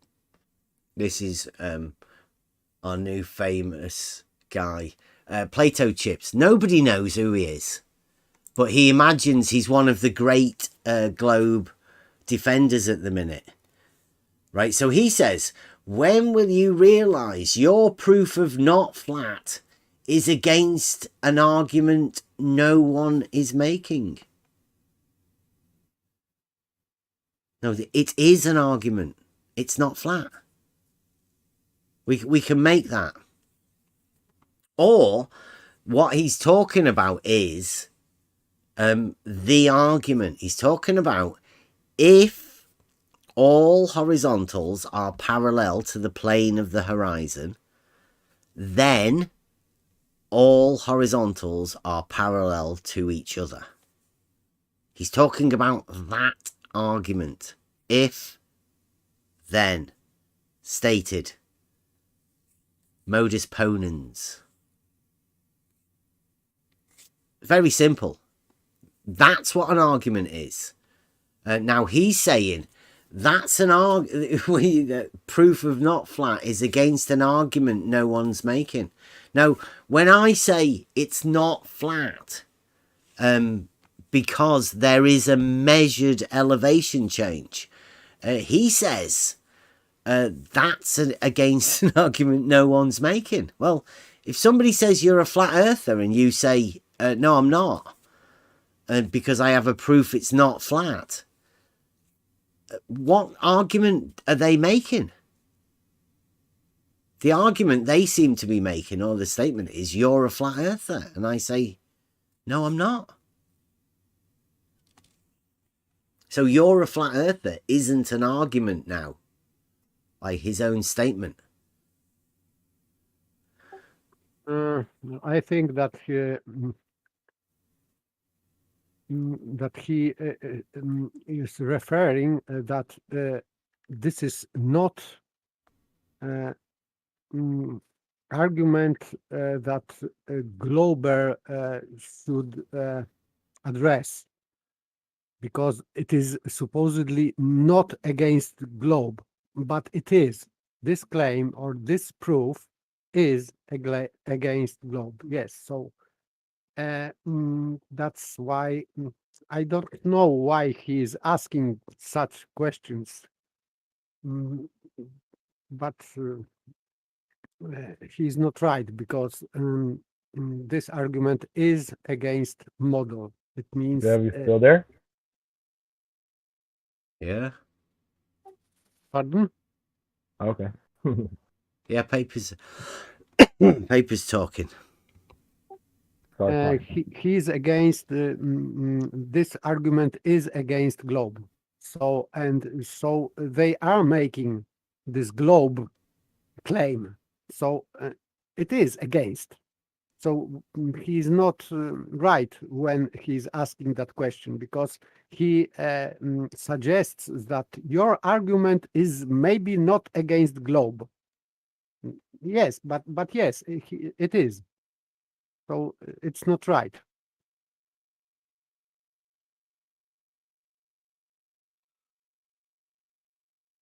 Crazy. But Plato's the guy that's doing it. I'll get a few bits. I'll go on about this first. He imagines he's he's featured. So this is the sort of stuff that these guys, this is the downside of doing what I do, right? This is the downside of being Bev. Dennis says, just make up stuff. He says he's vile to people who feature in his videos. I don't know how that is. I've never been that. I try not to do that. And I don't know what he's talking about. But these guys say this sort of stuff all the time. TB Ragsdale says he called me for years, and I've never done that. I've never done that, literally. That's the guy that came in wanting to talk to a 13-year-old lad and went mad because he couldn't. Put the video out so anybody can see that one. You can hear what went on when he came over. And then God's auditor, right? The auditor of God says, which is weird because he blocked me the second I suggested what he does to his son is abusive. What does he do to his son? He supposedly has suggested what he does to his son is abusive. Now, what's that? Teach him that level is horizontal? Let him take the pictures? I don't know. Literally. He says that particular nerve seems pretty close to the surface. Obviously, this man has no children.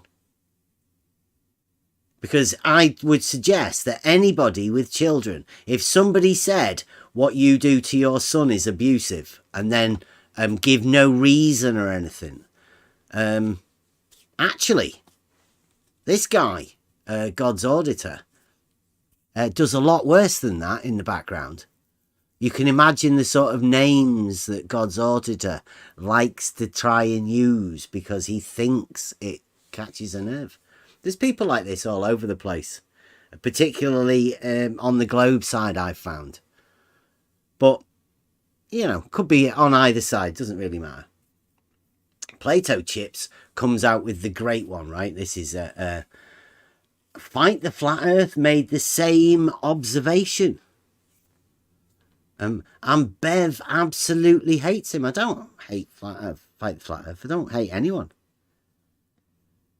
I think he's a bit of a waste of space, and I know he's scared of having a conversation with us. He definitely won't meet us again in conversation. Even if you want a Frantic Bunny debate it, well, Fight the Flat Earth, he's lost, he's gone, he can't do it. I've been saying for ages, I'll have a conversation with anyone. Fight the Flat Earth has been told to keep away. He can't access any of the stuff that we've got. We just make a fool out of him. We show him up. So he won't come. He said Fight the Flat Earth also destroyed him in a debate on Bev's own server. I haven't got a server. Fight the Flat Earth lives rent-free in Bev's head now. No. Fight the Flat Earth is the guy that brought me into this arena. I thank him for it because I've learned a lot and I've met some amazing people because of what he did. He brought me into this. He's probably done that to countless, hundreds of people.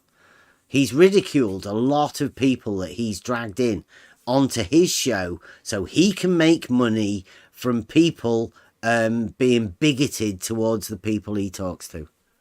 That's what Fight the Flat Earth does. And he's made a fair bit of money out of it. He's made a business out of it. Fighting the Flat Earth with ridicule and making money out of it. With the help of Red's rhetoric. And then, here we go.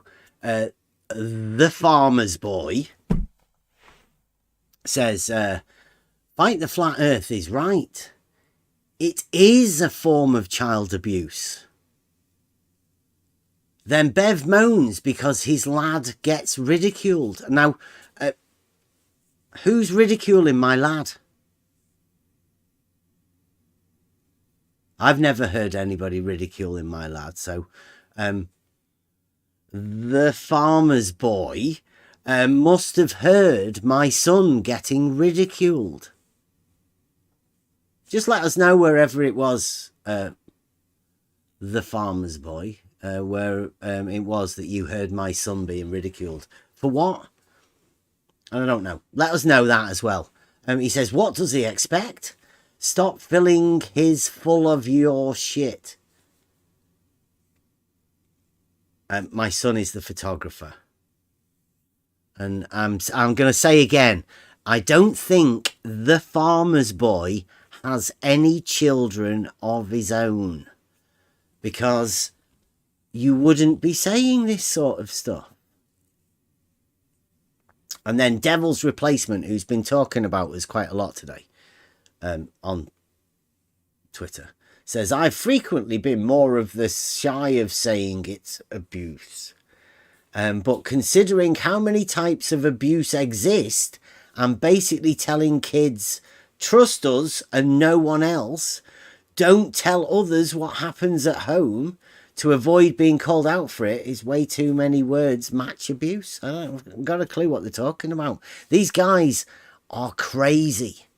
What we're talking about here is a proof that level is horizontal.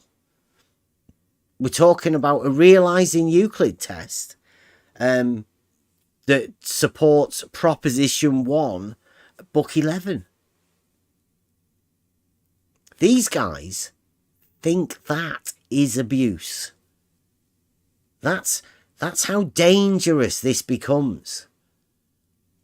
Bringing the geometric argument from reality into this arena to talk to these people is bringing these guys to say it's abusive. Imagine what they'd say if they knew what I teach my children. Yeah. But I think that everything that is outside of their ideology is abuse for them.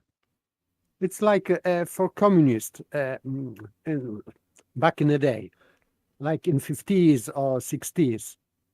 If you are not teaching your children to being communist, you are just abusing, because he will become a wrong citizen or bad citizen. So it is bad if you are not ideologically correct. So this is similar kind of let's say argument. This is not argument. This is just expressing some kind of ideology. And for me, of course, disgusting. Even more disgusting is than communistic, because at least they were acted openly with, for example, terrorism, and here it is. I cannot express it, but this is very, very disgusting. I have hard time to read that texts. It's they're all going to be like that, right? This isn't the first time they've done this. Fight the Flat Earth did it on Twitter. He got his Twitter account banned because of the vile, horrible, disgusting shit he was saying. They got rid of him from Twitter. That's like 6 years ago. Right, so this sort of stuff goes around, and that wasn't the only time. It's happened every time we've put them in a corner. And we've put them in the corner this time with the argument, right?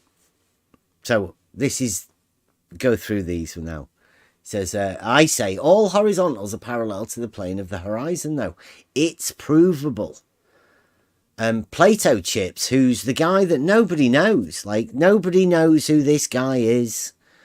He's never come and talked. He's not a face. He's not a voice. You've never heard of this guy, yet this guy is the one that's deemed himself, the one that's going to take this on, but never actually argue it or debate it. So he says, just cut the bullshit. It's getting very boring. You made the assertion. Now demonstrate it's true. Your argument starts with an if condition. You need to show the condition is true. It's an if-then statement.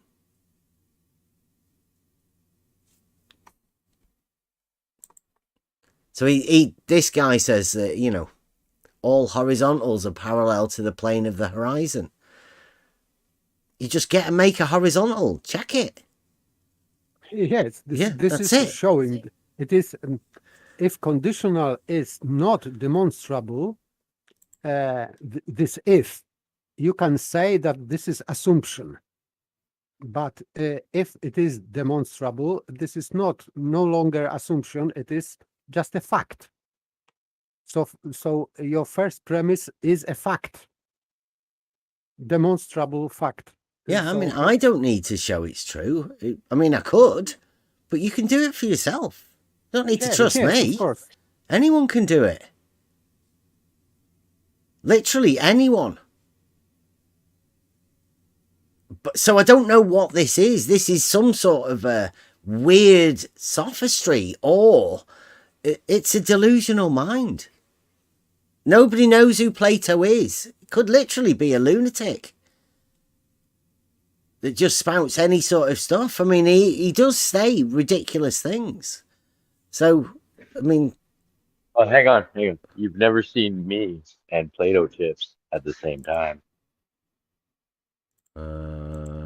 Yeah, you could be true there. That could be right. I've never seen Play-Doh chips. Never even heard Play-Doh chips. He literally could be anybody, right? He could be somebody that's in the room.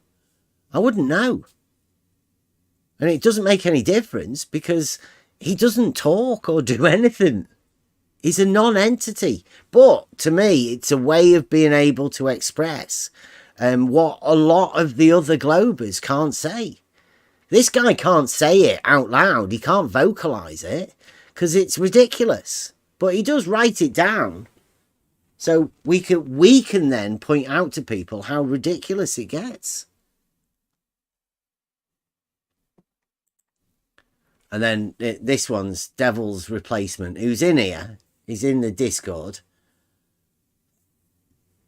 He comes in, so he knows about this stuff that we're talking about. Now, he says, Bev wouldn't know how to calculate the verticals if we gave him the experiment, formulas, values, and how to calculate/test it.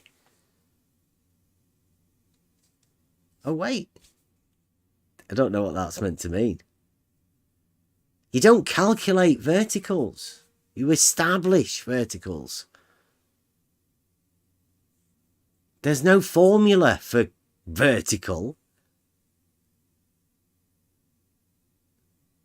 And how to test it. How do you calculate or test vertical?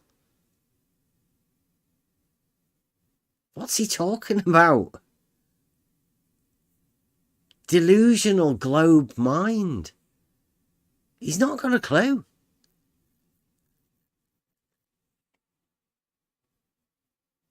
That's a replacement for the devil.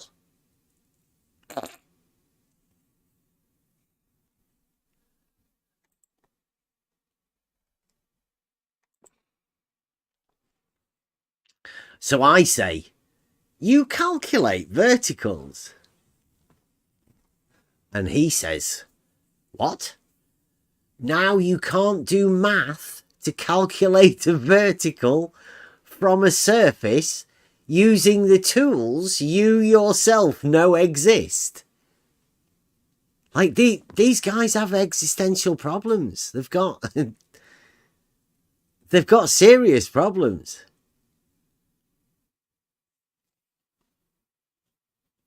So he says, Only math exists if it's flat and horizontal. No way to measure heights or what way is down. Are you aiming to have the intellect of a slug in a salt mine? Like, what? Right. If that doesn't scream rumpus sock, I don't know what does. The intellect of a slug in a salt mine. I would think if a slug could get into a salt mine, it'd have to be pretty fucking clever. That's one intelligent slug. Yeah, you'd have to pull one of them Mission Impossible on a wire thing. Dun, dun, dun, dun, dun, dun. And like, he's talking about calculating a vertical. What tool calculates a vertical? What formula would you think you would use? What numbers would you type in your calculation? What's he talking about? This is the exploded globe mind. They're just crazy.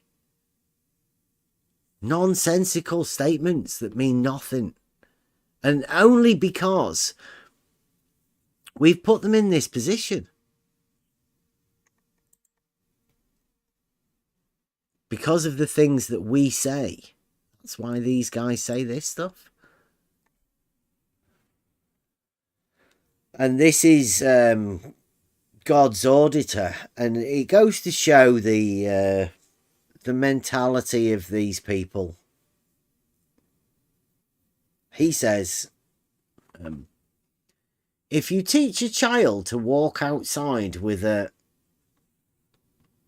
thingy on his forehead, on their forehead, and every time somebody asks them about it, to screech like Lloyd in Dumb and Dumber, it's not being an asshole to say that this child will grow up without a lot of friends.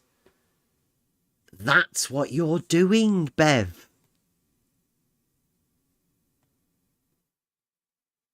Maybe he's projecting because he must have had a terrible upbringing. Yes, because to say that, you have to have this in your imagination. So he's imagining, one person can imagine what he can imagine. Yep. So he's projecting his imagination onto you. And it means that his imagination is sick. Yeah. Just sick. Yep. Absolutely. You've hit the nail on the head there. Yeah, degenerates. Can only be, right? To imagine doing that to a child is crazy. And to imagine it of somebody else. Yeah. Yes, of course, because he's saint. He's saint. No. Yeah, sick people. And then Devil's replacement comes in, like he says, I mean, people would also point and laugh, get arrested, asked to leave places. So yeah, pretty similar in other ways too. Thinking of Nathan Thompson, the Ellen at School Kids, lol. Thinks it's funny, all of this stuff. These guys are just crazy. Yeah, they have fun talking about this sick things. So they have fun. Can only imagine what this would come from, right? What are these people talking about when they're not in public on Twitter? When they're not publicly libeling me, right? When they're publicly not misfaming or disfaming me. This is disgusting behaviour for them to do of anything. And it's only because we have a proof that level is horizontal, that all horizontals are parallel to the plane of the horizon. That's what we've done. My son's the guy that's took the Fata Morgana pictures. I mean, if that deserves ridiculing, then these guys are sick, twisted people, and guarantee that none of them have children. And because it seems like they're that sick and twisted, they can't have people around them. They're horrible people. And I'm glad I'm not involved with them. Right? I don't want to be sitting in the same rooms as these people. Horrible. Right, so this one, he says, I say to Plato, get back to the logic, back to the trivium for a bit. It's like in and out of all of this sort of stuff all day. They go from being horrible and nasty then to trying and to actually perform a little bit of logic. I take on all. So I say, you don't understand an argument. It doesn't seem like you do. And Plato chips, who's a nobody that can't talk to anyone. He's coming on with this far better than you, it would seem. You appear to be trying to construct a syllogism. It's an if-then statement. It's modus ponens rather than the syllogism. But, I mean, hey, you appear to be trying to construct a syllogism. Your first proposition is merely an assertion. Unless you can justify it, then your argument fails immediately. I also have serious doubts it's even valid. This is the argument. If all horizontals are parallel to the plane of the horizon, then all horizontals are parallel to each other. Just about the most simple argument we could think of that relates geometric terms, Euclidean terms, to reality. Realising Euclid. The most simple statement. Try and get a more simpler one, if you will.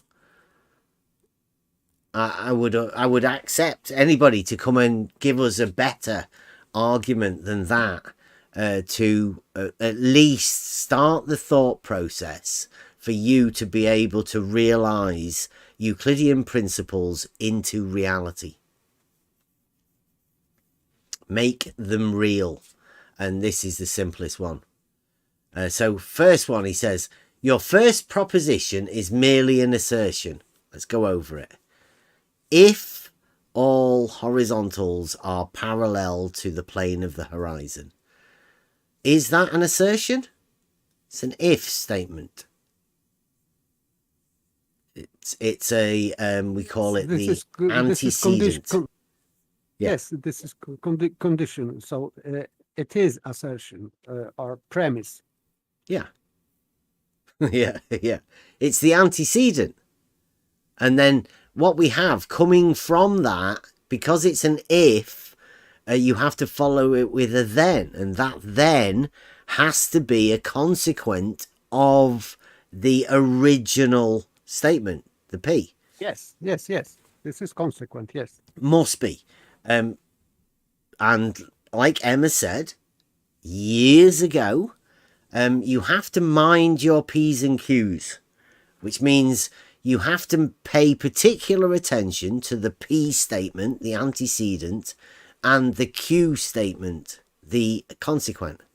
The two have to match and relate. They both have to be observable and provable within reality. So the consequent comes within this statement with the backing of a geometric proposition. That, you know, that if this happens, then a consequent of this is a geometric proof that you can point to and say this is a natural consequent of that. Now, the original and the antecedent in this case has to be provable. You have to be able to relate that to reality to fulfill the if statement. If you can't prove it, then you it turns into a modus tollens where you prove the negative of it, which if these guys had any sort of rebuttal at all, they would have cottoned on to that fact, and they would be handing us the black swan and saying, look, here is the proof that your antecedent is false. Here's the modus tollens fulfilled. They can't. The modus ponens stands as a truthful statement. It's been checked over by people. The P and the Q have been minded by many people. There is no flaws in it. It's rock solid.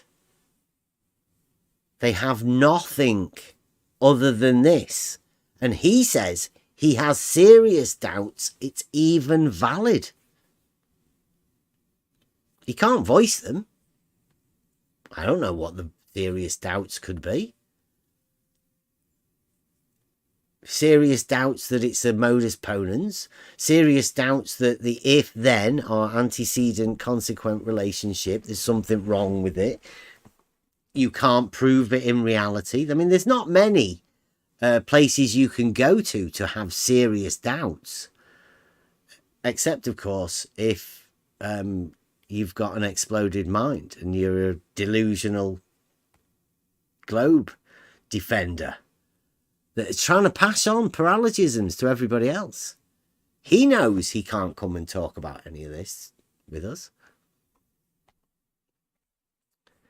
He thinks we're obsessed with him, but you just need to have one look at his Twitter account and you'll see who's obsessed with who.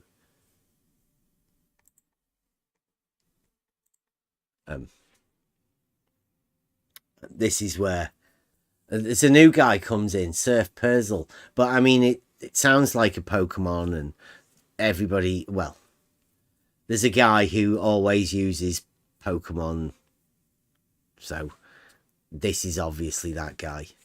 We used to call him Rumpus's younger brother because I don't think he's his son.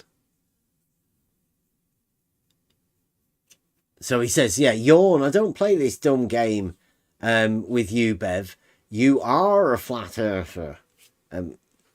End of story. Do you teach your kids to be dishonest like that? Shame on you. Dishonest like what? I'm not a flat earther. So this guy thinking that if I say I'm not a flat earther, he says that's being dishonest.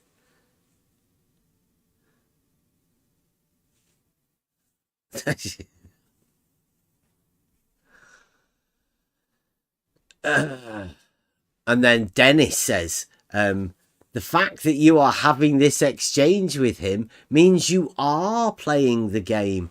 Now, Dennis is doing what they all do at this point when they realise they've lost, is they say, don't bother talking to Bev anymore. Yeah, brilliant. God's auditor says we're basically all complicit in his public sessions. Degenerate. Obviously, this is the guy that's sick in the head. These guys allow this sort of people in their team. You have to accept that if you're part of the Globe Gang. People like him, there's probably lots of them. And then Plato Chip says, if being mocked mercilessly is what gets him off, bit odd. Plato Chips imagines that he's mocking me mercilessly. This is the mind of the globe, guys. Dennis says, that's why he continues to post stupid shit, because he thinks it triggers you into replying. Let's face it, his replies are so random. He could be a bot. They think I'm a bot. Plato Chip says, just mocking him is what gets to him. just look at the pattern of replies.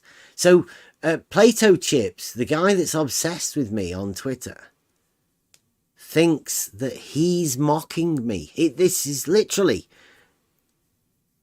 the guys that you're talking to, the ones that are sort of denying reality. They imagine they're mocking you.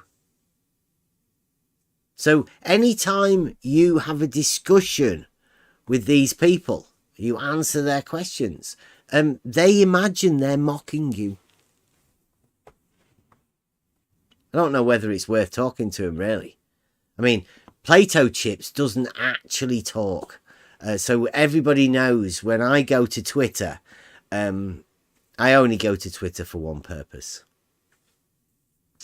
And that's to talk specifically to these guys.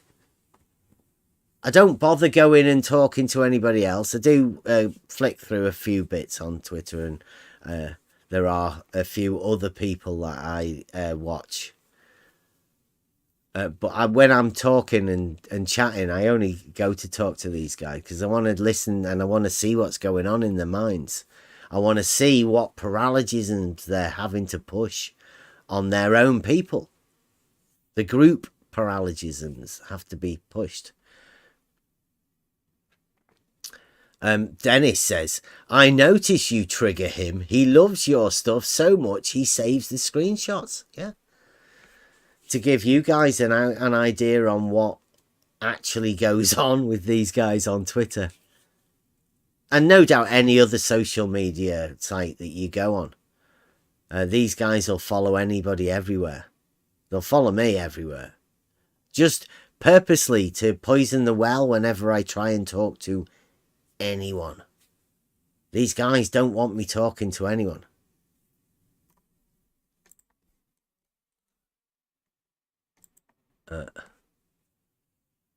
And then Surf Percival has to try and justify it. He says, I was talking about his I'm not a flat earther bullshit. But it's not bullshit. It's the truth. I'm not a flat earther. And then Dennis says, that's why he continues to post stupid shit. Because he thinks it triggers you into...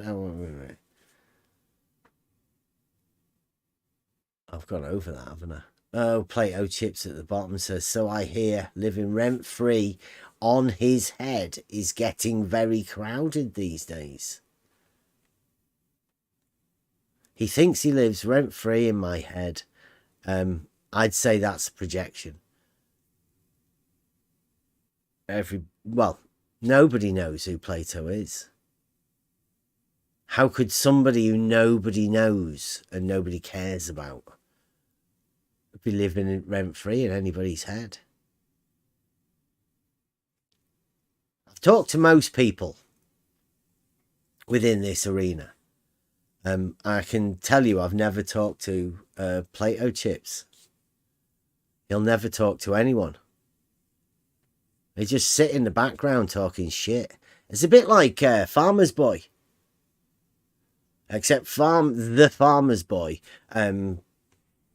likes to just sort of come in every now and again. Whereas Plato Chips is a full-on paralogism pusher for the globe model.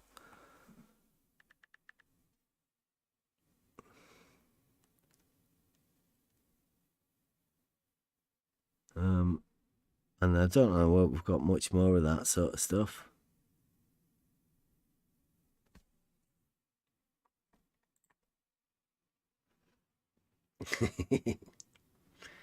Yeah, they think I could be a bot. Or that's what they like to think. Rather than coming and talking to us.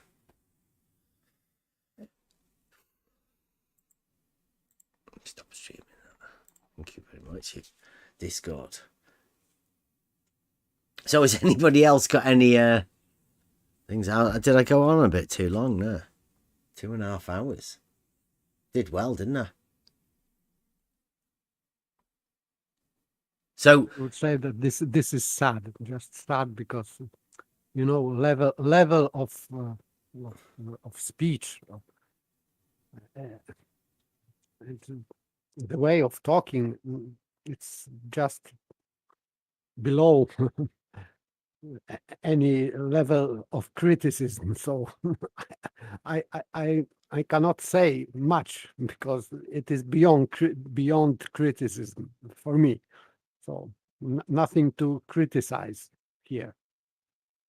Yeah, I mean, this to me is where they come in and they're so stuck at not being able to rebut the argument. They've got nothing else left, and they just literally have to turn to a conversation about anything. This is ECV, as I would call it. Anything to distract from that existential conversation. Anything that happens in reality that can be proved, these guys will have to run away from.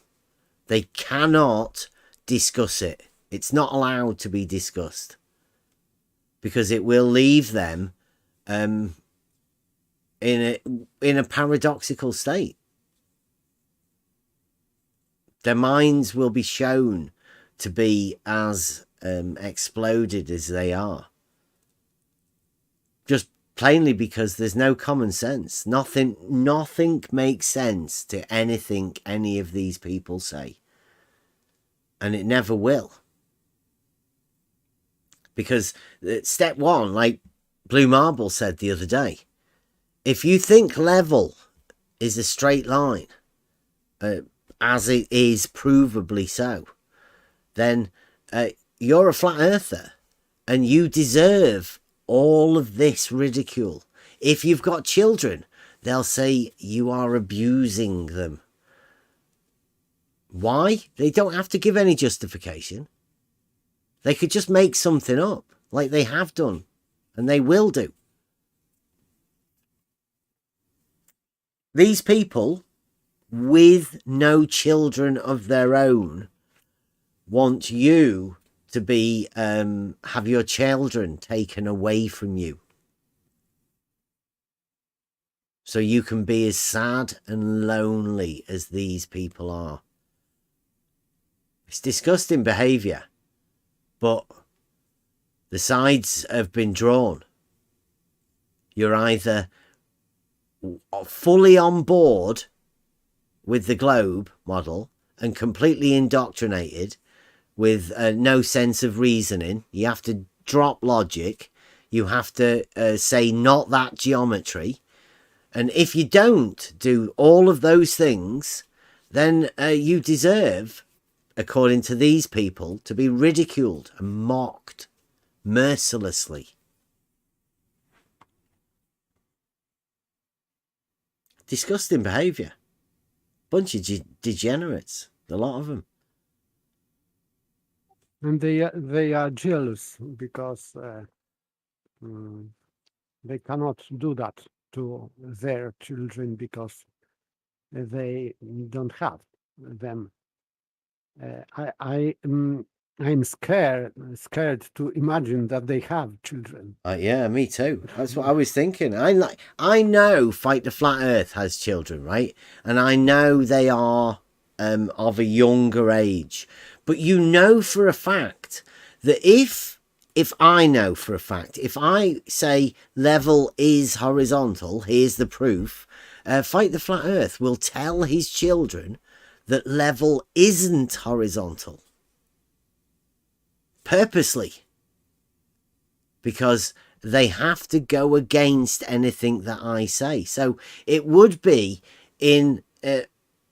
if they had children, right, it's detrimental for me to say these things to other people's children, especially from the Glober, because the Glober has to teach his children that level isn't horizontal. Fight the Flat Earth says he's already taught his children how to position themselves exactly with the use of a plumb bob. That's ridiculous. And I really hope he's taking the piss when he says he's taught his kids that, because it's impossible to do. But if he is doing that really, it means that he is brainwashing his own children. Sorry to say. Yeah. If he is doing that. Well, you know that getting into these conversations that we do, right? I mean, I tried to keep my son out of it as much as we could, right? He did come and he did the photography, and like most of the stuff was done for him. Try Thinking was literally made for my son. My son is Try Thinking. I'm Bev. I've just took the Try Thinking moniker to help him. So, yeah, it's done for my son. But I tried to keep him out of all of this, like this particular stuff. The stuff that fight the flat earth, the stuff that God's Auditor brings, right? The stuff that Rumpus brings, the stuff that Brenda talks about, the stuff that Genesis, Huymar, all of these people. I don't need, my son doesn't need that, and the missus doesn't need that. So I'm out of the way. They don't get to hear all of this sort of stuff. And I'll keep it out of the way. But you know, any of these other guys that we're talking about, if they have children, then they're going to hear about Bev. They're going to hear about the things, the paralogisms that these people have made up, the lies that they're going to say to their children. They're going to be lost in confusion. Schools don't need to do that. People like Fight the Flat Earth, they'll indoctrinate their kids into this cult without any school's help.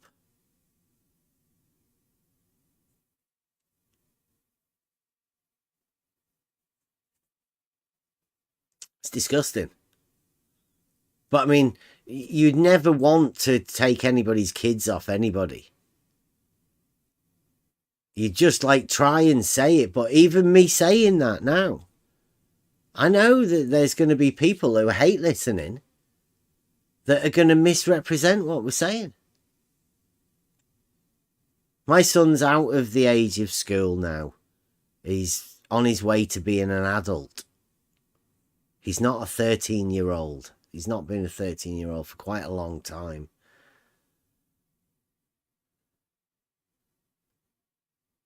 His older brother's even further away.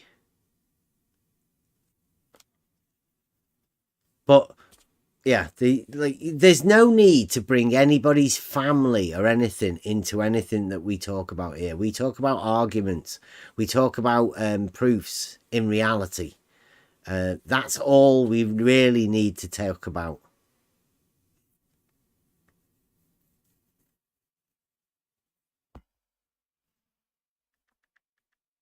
I don't want to make a big deal out of it.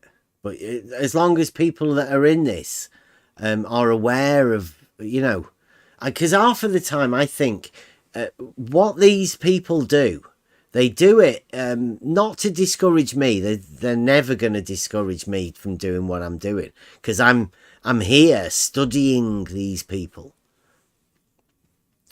But I think what it's meant for is other people that are listening. It's meant to stop them from coming in and talking, because you do open yourself up to this hatred thing. These people that are talking about us, they're not only talking about me now, it's anybody that comes into this arena, into this Discord server now as well. They do it to stop people from coming in, but those of us that are still in here, I'll tell you that this is one of the most inspirational places I think there is. Some of the stuff that's going on within the people that are in here, and some of the ideas that are getting bounced around, it's inspiring. Long may it continue. And if anybody does want to come and get involved in it, just come in. It just starts with a conversation. I would say that the good thing here is that some people can realize that thinking is maybe not this thinking they thought it was. That thinking is something different. Because now people when asked what are you thinking about, they just reply that they imagine something or they are associating something, but this is not thinking. And I think that here they can learn that thinking is something else than association and imagination, that this is something different. Just logic.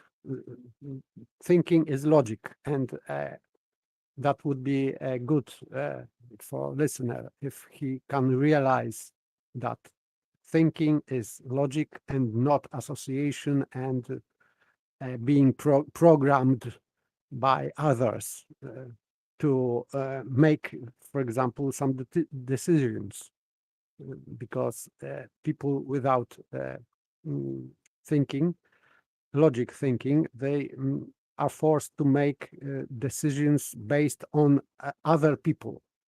But if someone has in his possession, so to speak, logic on his own, he may produce decisions by his own without relying on someone else. That would be good for me to achieve this goal. Yeah, to give somebody, to hand somebody independent thought. Yes, his own. Yeah. To the way to produce his own real own thoughts, logical thoughts, and based on that he could make some reasonable decisions. For me, this is a great tool for life, because you can make analogies. What logic works everywhere. So if you, for example, can produce proof like modus ponens, you can use that not only in geometry, but you can use it everywhere when, of course, you can apply it. So it helps in life, logic. Bullshit detector. So if you are listening, for example, for propaganda, and you don't know what's wrong, you feel your guts are telling you that something wrong, but you don't know what. But logic will give you this tool to recognize what is wrong with the propaganda, for example. And you can make your own decisions, reasonable and responsible decisions. So for me, it would be great. Sometimes, of course, it would be there would be difficult choices, because these choices would be against, let's say, mainstream narration. But still, I would say that. And I make many decisions that are against mainstream, but it doesn't make me unhappy. Quite opposite.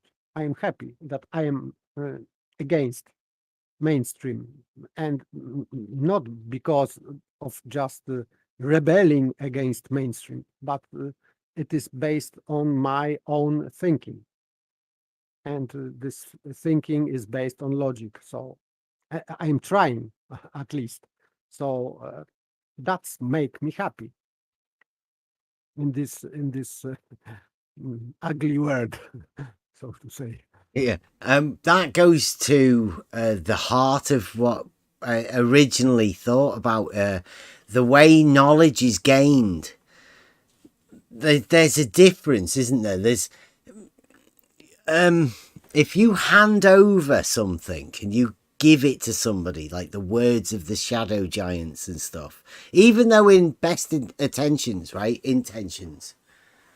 If you just hand something over to somebody, then there is a danger that you could be handing over a paralogism.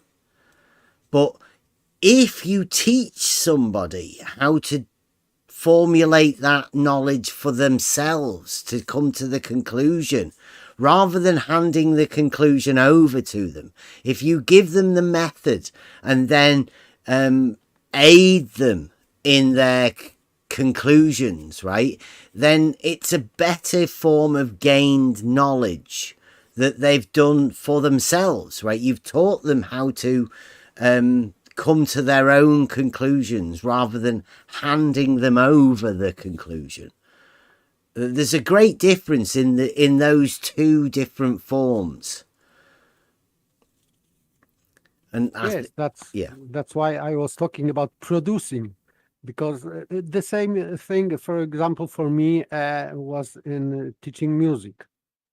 You can teach student or pupil how to play but still if you don't understand what you are doing, you are just parroting and you are just ape that is repeating sequences of motion. You can learn that way, but this is poor learning. But if you can teach how to understand what you are doing while playing, then eventually the student will learn by himself. He will not need teacher and on that level. He would go into self-education because he knows the method of learning. Same is in logic. Repeating ready conclusions is good. Oh yes, but on that early level, like child. But then there is time to understand these conclusions and statements and proofs, not repeating them, just understanding them. So that's the difference. And if you understand what you are thinking about, you can think about another things, new things. So if you hear new argument, unheard before, and you have tool, you can deal with this new argument by your own. You don't need to go even here to listen what others people say about that, because you can think it over by your own. That's great, would be great. Yeah, go back to is Trivium. So the organon, right, is the tool. That's the bit that teaches you how to do some of the most basic concepts. It puts you in as well. It puts you as the student, but also as the teacher. It's a wonderful concept, isn't it? To be able to I don't know. I guess it's give a man a fish or teach a man to fish type thing, isn't it? Yes. To do something by your own, not fisherman that is fishing for you. No, he's handing you a tool and you can fish by yourself. But if you know how. Yeah, you still need to be taught how to do it. But then from that point, you can learn and develop it yourself. You can become the teacher, but quite often in the teaching role, there is more to be learned. It's lovely the way it works, isn't it? It doubles back on itself. Yes, of course. I learned myself many things while teaching others, because if someone has a problem, for example, with playing music, and I don't have this problem, that's new for me, because I know that people can have this problem. So I have to resolve not mine problem, but student problem, for example, which was not known for me before. And now I know how to solve different problems of which I was not aware before. So I am developing. I was developing as a teacher. Yes, of course.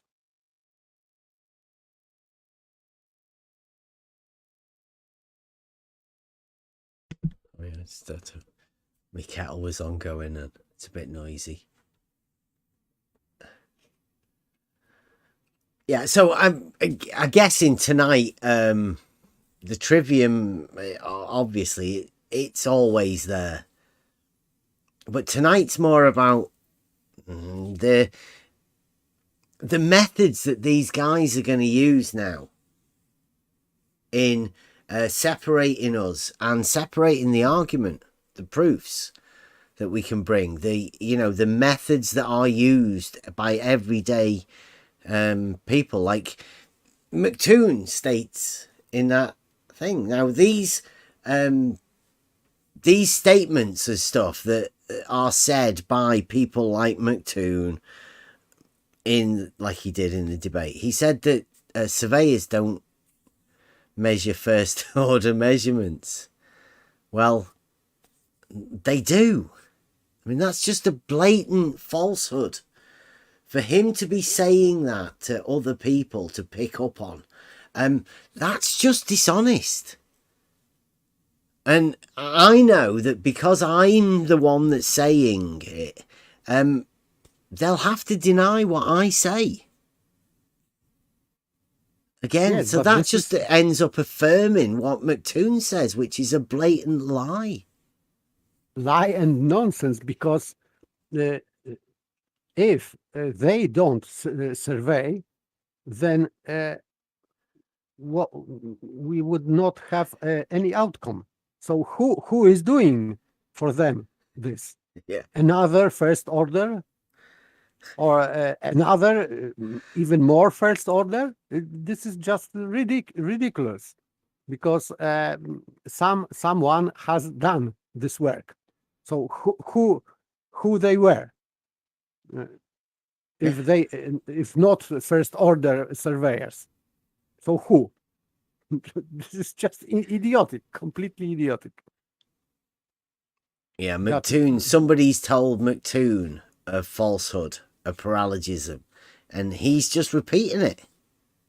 There's a couple of ways, like we say earlier, there's a couple of ways of learning / teaching, and just repeating stuff that you've been told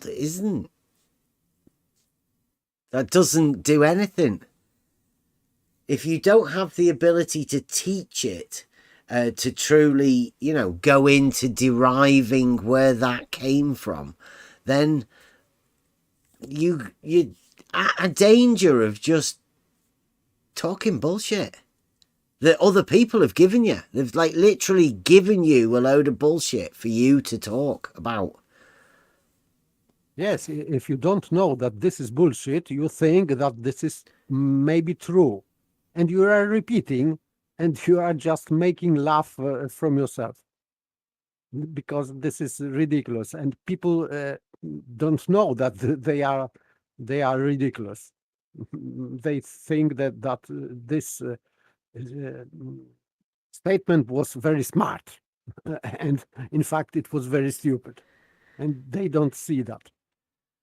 Yeah, they're making up stuff now at the minute that like we're triggered about this. I'm not. No, none of us are triggered about any of this stuff. I feel sorry for them. Like I say, I don't think any of them actually have children, but I would feel even more sorry for them if they did have children, because if you accept these paralogisms, if you just accept something that somebody tells you, like, let's say, for instance, Jesse Kozlowski makes a video where he is very vague about things and he doesn't actually make statements about stuff, but sort of leaves it open-ended.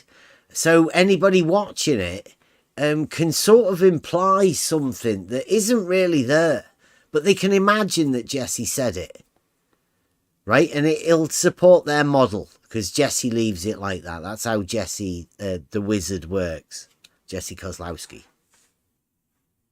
leaves it open-ended. So then somebody else watches his videos and imagines that Jesse Kozlowski has shown a measurement for the drop of the water level from horizontal in the distance, like McToon thinks he has.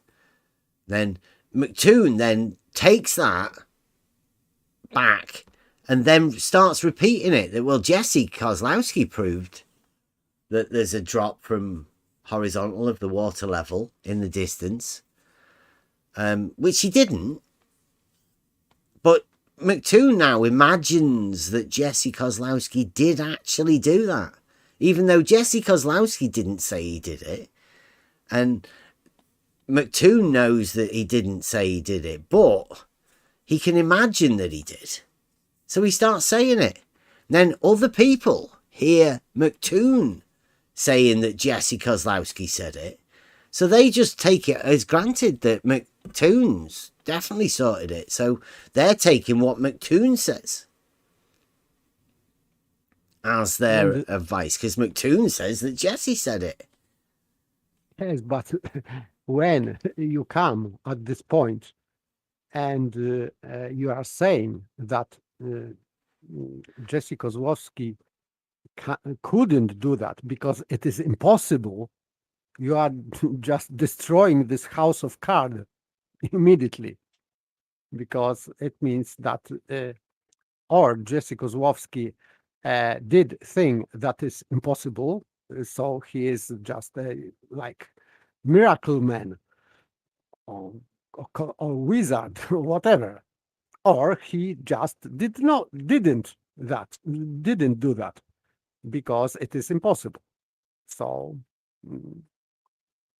you are delivering this impossibility, and you are treated like a very unpleasant messenger for them. That's why they don't like you very much. Yeah, but they've got it set up now that I'm a liar, right? So that if I say that's impossible, then they'll say, well, you have to be lying. So that actually means that it is possible. And you're triggered about it. So they've got this backwards thinking. Yes, you are lying. So impossible is possible. Yeah, so it proves it's true. Yes, but this is, of course, non sequitur, but this is all they got. Yeah. That's why they are using ad homs for to you, because they, in their mind, if they label you as this ad hom with these ad homs, they feel justified. That okay, he cannot be right because we say that he is bad, and we say that he is bad, therefore he is bad, and therefore he cannot be right. And these things, geometrical things. So they are projecting, associating, they are doing many things which have nothing to do with logic, of course. Just ad homs. So yeah, no logic. They like to. I mean, like I say, the existential part of this is their problem. The fact that the stuff that we talk about is obviously true, right? It exists in reality, and it is definitely provable. I wouldn't be saying these things if they were not provable. And doable by yourself. Anyone can see this. Anybody can talk to anybody within their circle of friends, and there you will know somebody who can justify it, or, you know, to check if you're worried about it yourself and you don't really understand these basic concepts. There's always somebody that could point you in the right direction as to do with level, horizontal, vertical, perpendicular. They're very basic concepts. Like, in fact, they're some of the most fundamental concepts that do exist in everybody's understanding. These guys, like you saw McToon tonight, had to put an ellipsoidal shape to a straight line somehow. It is some good work doing that. DP did well in the, you know, conversation, but it was set up for a fall right from the off. Next time, DP, let's see if you can get it on your own. You don't need hammer. Just go solo.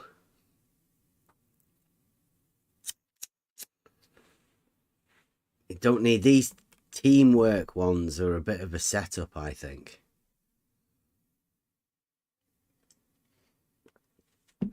Although, I mean, what we like to do is we like to have open conversations where anybody can come in. On the Level Discord server, if you want to try yourself out, just come and have a conversation. We have some, we could point out some existential paradoxes. Well, I say existential paradoxes. I don't think existential paradoxes exist. In fact, I know for a fact existential paradoxes do not exist. Only in twisted minds. But still they cannot exist in logical way.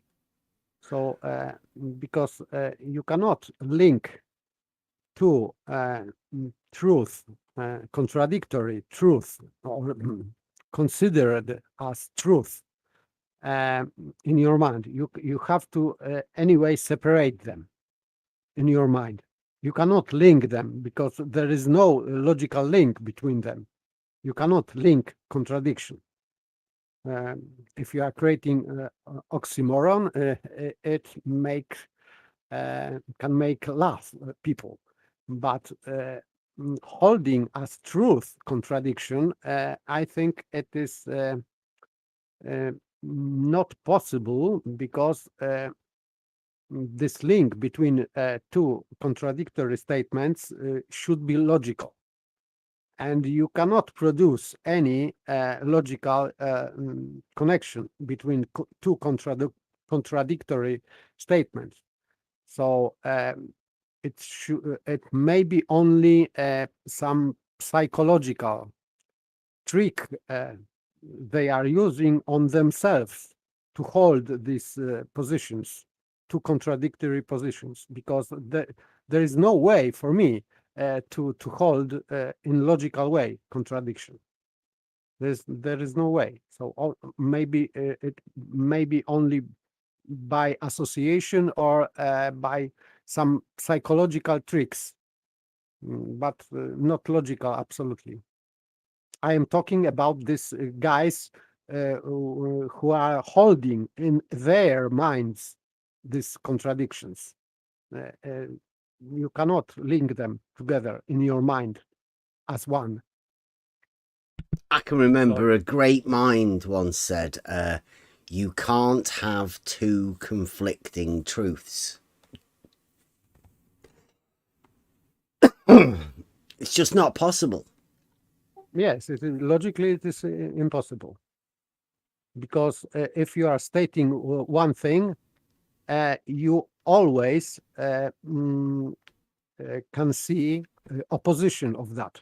So if you are imagining white, you already understand what is black. So you don't need to have two. You have only one, and you already can see contradiction. Because if you say white, the contradiction is not white. So if you are seeing white, it means that you are seeing not white. So contradictions are immediately created in your mind as opposition to what you see, for example. So you cannot have two at the same time as truth, because truth is only one. So if it is white, it means that it cannot be not white at the same time in the same place. So you cannot hold contradictions. It's like seeing things being white and being black at the same time. It is impossible. So it is impossible to see the statement as true and not true, or two different statements which are mutually exclusive. You cannot hold that. Like colors, you cannot see two different colors in the same place. It is impossible. And you can't have a straight line being a circle. Absolutely. Yeah. I think that one's a bit more relevant. Although some people can. And that's the point, right? It's a confliction. It's a contradictory idea. It's, goes against the law of non-contradiction, which is one of the things I would say to these people that, you know, they're saying that teaching your children something is bad. Well, I would say, if you're teaching your children to disregard a law of contradiction, which I would class that as a law, right? It's a law governing thoughts. And if you're teaching your children to disregard that law, then you're doing them a disservice. That's not going to help them later on in life.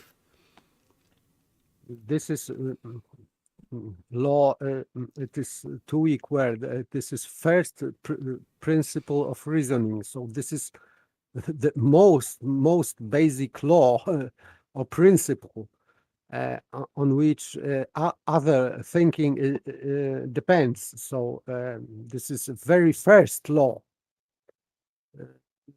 So it means that contradicting it, trying to contradict is to contradict this law is trying to go against your conscience. So completely unnatural, pervert or whatever. But I think that people that they are holding contradictory statements, they are holding them as contradiction, but only they say they deceive other people that they are holding them as one, because it is impossible. You cannot do that. So if they are holding two contradictory statements and they are saying that this is as one truth in their mind, I think they are lying, because it is impossible. Well, dear, because I think there's a lot of them that say there is no contradiction, right? When it's an obvious, blatant contradiction. Yeah, they are lying to themselves and they are trying to lie to others, but to make themselves happy. But it doesn't work, because it is impossible. So they are saying literally that they are doing things that are impossible. You cannot hold contradiction as one thought. It is impossible. Well, I mean, when they say they can't see the contradiction, I mean, could they literally be that stupid as to not see a contradiction?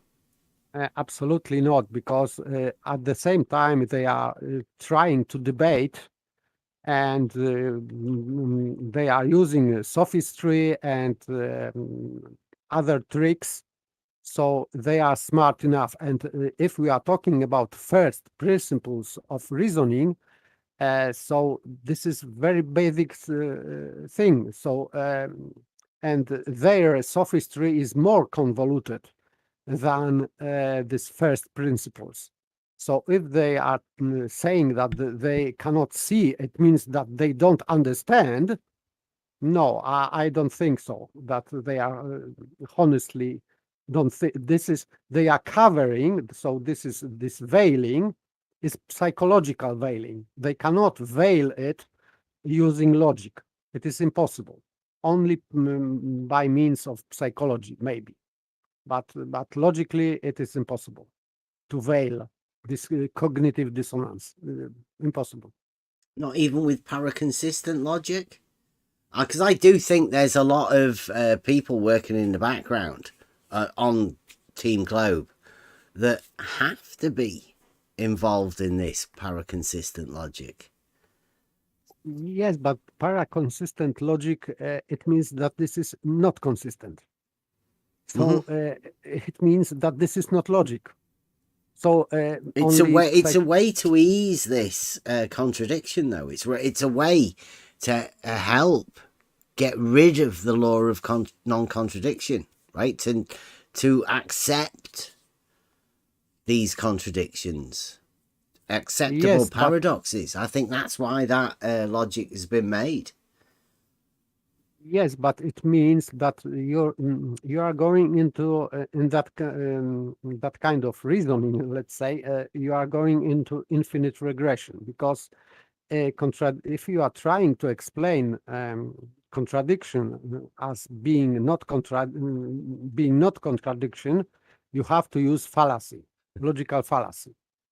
And then to cover this logical fallacy, you have to use another logical fallacy to cover that, and so on and so on. This is endless process. It's dead end. Yeah, it's the exploded mind, right? Yes. It is. You literally lose your mind into this thing. You get lost. You could call it space if you wanted to, right? It's just a vacuous place where your mind melts into itself, where no thoughts are real or relating to reality at all. It's just you lose. Yes, losing mind. This is losing mind. Yes, classical. Yes, and that is the only outcome of the globe mind. Once you show a logical fallacy, an inconsistency, a contradiction to them, that's the only outcome. You've got to you've got to rationalize it. But you can't, can you? If you're stuck in the globe mind, then you're stuck and there's no way out. You have to go where you have to accept a contradiction or a paradox when shown it. Yes, it means it came to my mind that if they are trying to justify some paralogism or contradiction in their mind, they should use sophistry against themselves first to justify this contradiction. So maybe the first victim of sophistry, they are themselves, because only using sophistry and tricks you can, let's say, to ease or justify or to feel better with these contradictions. So maybe they are just using sophistry on themselves in first place. And then when they used on themselves, they are projecting this sophistry on others. That sounds brilliant. Yes, because this is you said that they are alone. They don't want to be alone. So if they are fooling themselves, they want to fool others to feel better in bigger society, let's say, because no one wants to be alone. Yes. And they can come here and have a chat. It's just that when we point out these contradictions, I'm guessing it's too much for them, isn't it? I can understand now why they don't want to come round and have a chat.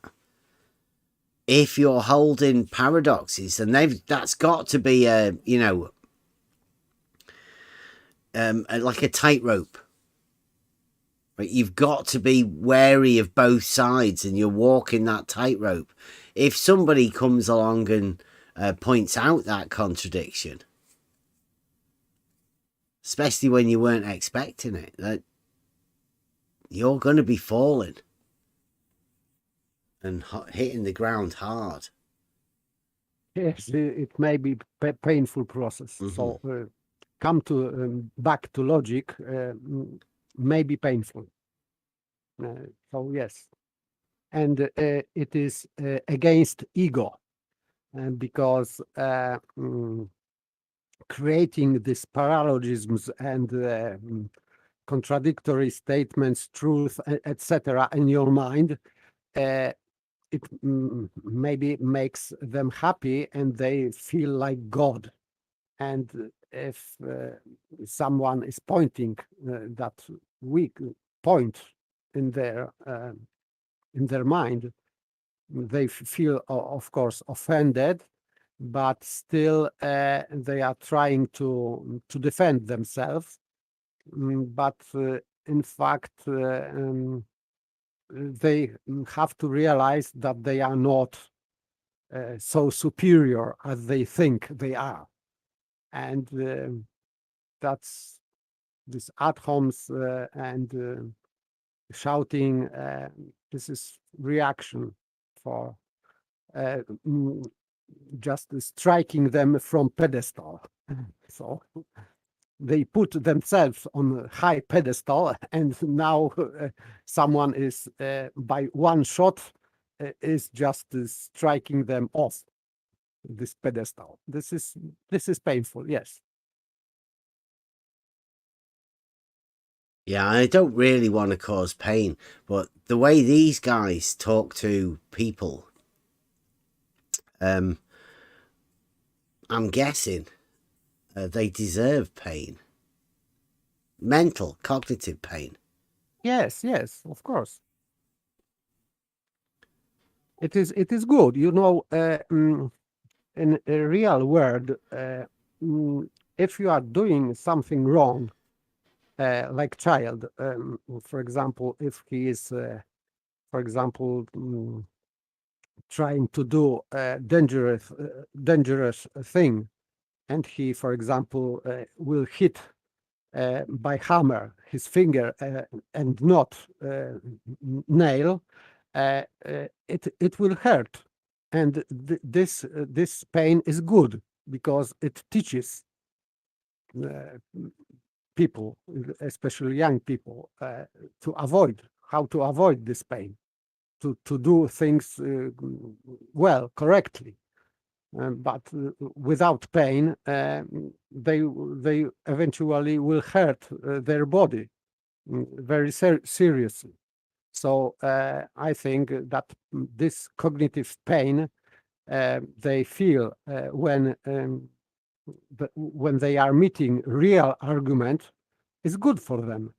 It's not pleasant, of course, but it's good. It is not pleasure and good is not the same. Sometimes pain is good, or like medicine. So medicine sometimes is very, let's say, not tasty, but it is still good to cure. So the same with logic. If logic can cure sick mind, it is painful process, but still it is good and it should be done.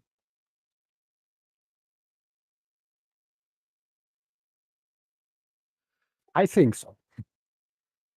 Yeah, I'm with you. That's where progression's made, right? When you feel that pain, you know there's something wrong. The only conclusion really is to fix it. So you don't have that. That's where progress is made. I feel sorry for these guys though, because they need the globe. Their conclusion's already set. Like the way that they do their logical processing, it's backwards. So there is no conclusion for these guys. The conclusion is a paralogism. The great paralogism is already set as the conclusion. Yes, and they are trying to convince others that they are happy with that. I don't think so, that they are really happy, because happy mind, it is called satisfaction. So happy mind, it means that this mind has satisfaction. And satisfaction in normal mind can be produced only by means of truth. Truth is giving satisfaction. Knowledge, but knowledge also means truth. So it gives you satisfaction. This is your happiness, state of happiness of your mind. When you have satisfaction, that's enough. It is satisfaction is a Latin word. It means that's enough. So it's good enough. So if something is good enough for your mind, like proof, it means it gives you happiness. Hello. Hello. Hi, good evening. Good evening. So what's the topic of the conversation tonight? Paralogisms. Cool. False conclusions that are already set, really, for some people. The methods of deriving those realistic conclusions, and the people that can't come to that. Paige has got a good one. Paige says, that's how we got to call them model afflicted. Their conclusions are already made. We've also been discussing the projections of the globers. I do have a question. So, are you saying that humans in general are free from paralogism, or they're not free from paralogistic ideas? Humans in general, right? Because we know now we all have beliefs, right? We have that part of uncertainty. We're not certain about everything, right? And should we classify ourselves as paralogists? Yes, I would say, yeah, we actually, in that sense. We aim to be free from paralogisms. That's why we have a group of people like us here, that then we can point those out to us, because you can't often see them yourself. And only when you talk about them do they reveal themselves to other people. And then it's how you react to somebody questioning your paralogism. 100%. That's what I'm telling you. So we there are certain paralogistic thoughts, right, in the back of our subconscious mind we're not aware of, right? We do them, but we can't realize, we can't sort of notice their existence. So it can only be found through like interactions, like in the service, talking to people, getting new ideas exposed, right, and discussed. So yeah, I think that's a bit a way of figuring out, right, whether sort of you are a model afflicted individual or not, or you still have certain paralogisms and whatever, right? I would say that if someone is not seeing a paralogism or contradiction, he may hold that as one undivided truth. And then he, in his mind, he is not considered himself as paralogist because he thinks that this is consistent. I mean, exactly, PayPal, because I'm not gonna lie to you, right? So, I know a lot of people, right, in my area. They are globals, right? Just people, ordinary human beings, right? They go to the work, they have their own daddy, right? They have their own kids, and they're, you know what I mean? So, when you converse about them, you hear like sometimes they mention words like globe Earth, we live in the globe, whatever. Just in the discourse, they always mention things like globe Earth. You know what I mean? In the globe Earth, we whatever, but they don't realize it. Do you know what I mean? Yes, It's like they don't understand that. Yeah, and I until you point understand. them out. Yes, but my point is that as long as they don't see Yeah, contradiction, they think that this is not contradiction. So they think that this is one truth. But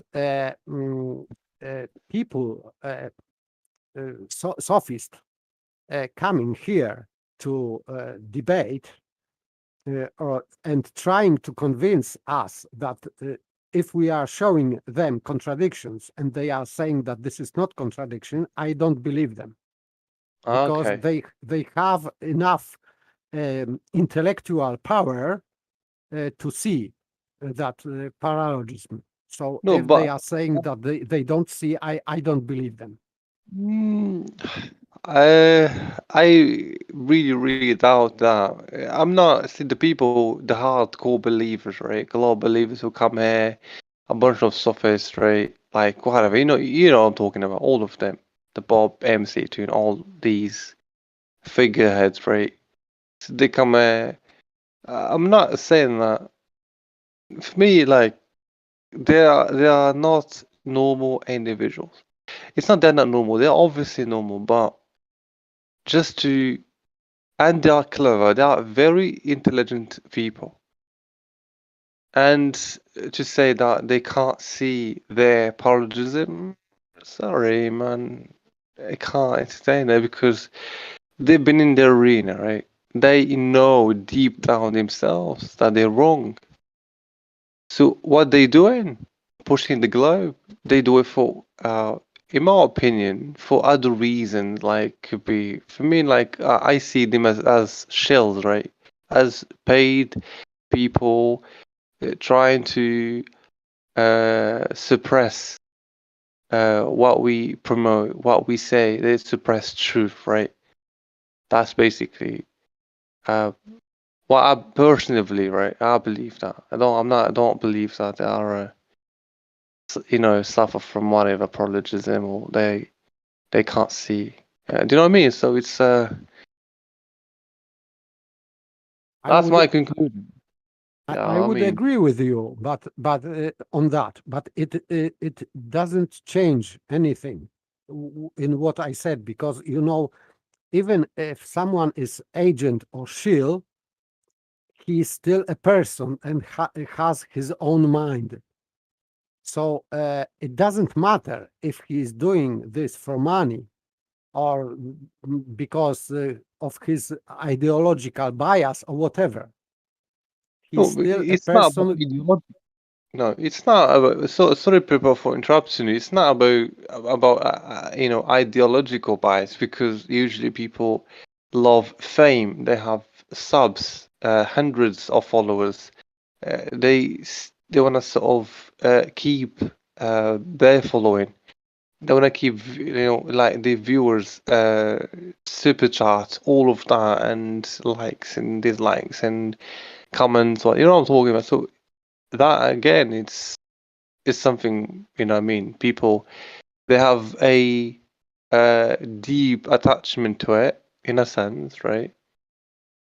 So a true person, no, sorry, because like they basically they feel comfortable in what they're doing. Like Fight the Flat Earth, he's a freaking crazy individual. He loves that. Just look at his debate. He would do everything for money.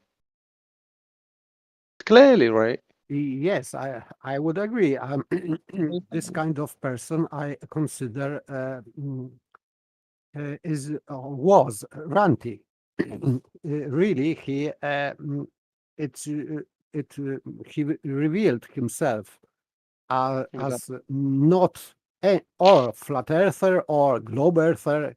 He just wanted to make content, and first he was on the flat earth side, supposedly, but Yeah. not very much. But then he flipped over to globe earth, but still going with his content. So it's like football player who is going to another team to play against his old team. It doesn't matter. If he is glober or flat earther or whatever, he's just playing game on whatever side, because he is making money, for example. So Yeah, I'm not talking about ranting. Ranting is quite obvious, but I'm just like giving you a basic example, like FT, like FE, Fight the Flat Earth. Just it's a very good, example. You see, like in this debate, he's careless, completely careless. So true, he doesn't care. yes, Does this JG Gonzalez, another perfect example. exactly. So He doesn't care if the Earth is flat or not. He's just doing exactly. content. They're there to collect money, lie to people, and that's it. Yes, because if he's paid for lying, he will lie, and if he was to paid, It's not about paid for lie. He loves that because he knows that he's lying, right? And he doesn't care, right? He's yes, lying. He doesn't care. He's a money chaser, right? He's just chasing money, and that's the purpose of him being in the arena. yes, That's but it. if he was paid for telling truth, they will suddenly tell the truth, not Exactly. because they are honest, but because they are making money of it.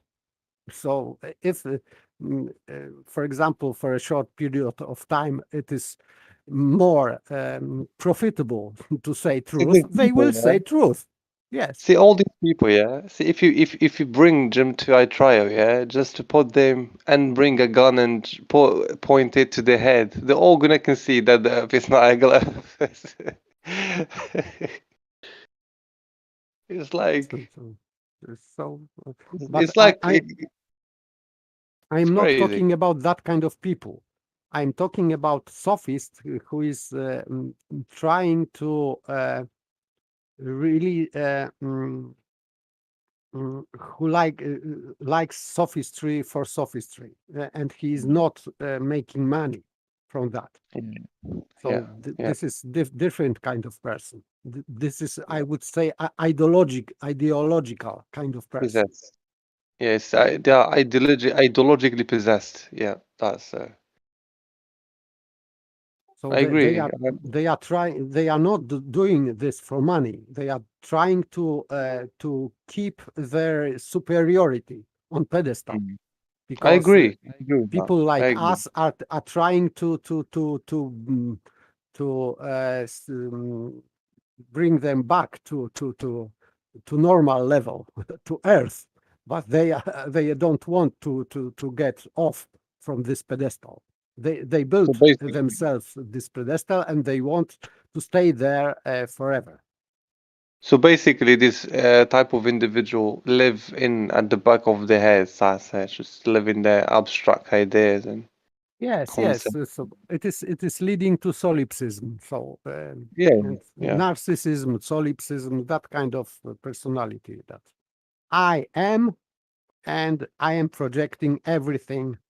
So this is my reality, not real. It doesn't matter because it is my reality. It means that it has to be real. So whatever in this I imagine is real, is true because I like it. That's all. Yeah, I know what you mean. Yeah. And if you bring logic to this, this is like cold shower for them. So they don't like it. Yeah. Insane people.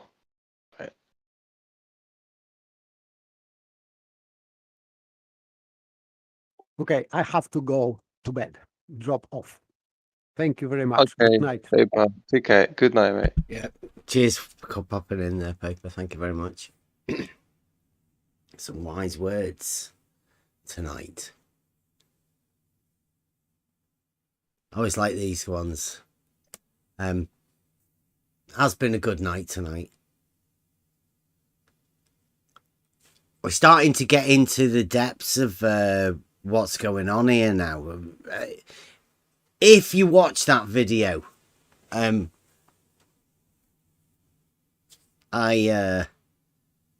don't know how much you can take of it. I personally can't really take as much as I used to be able to. But if you watch it for learning sake, to see how far we've come from where we were. I mean, I don't know whether McToon looked like that when I first started, but watching that video, he looked like a little kid, a child. He doesn't look like he's capable of being in an actual debate. And that's McToon.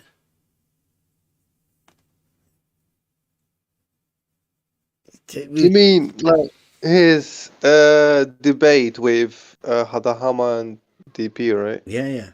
Well, yeah, like frantic bunny ears debate. Because there's no argument, is there? I don't think anybody made an argument within that. Not where I saw, anyway.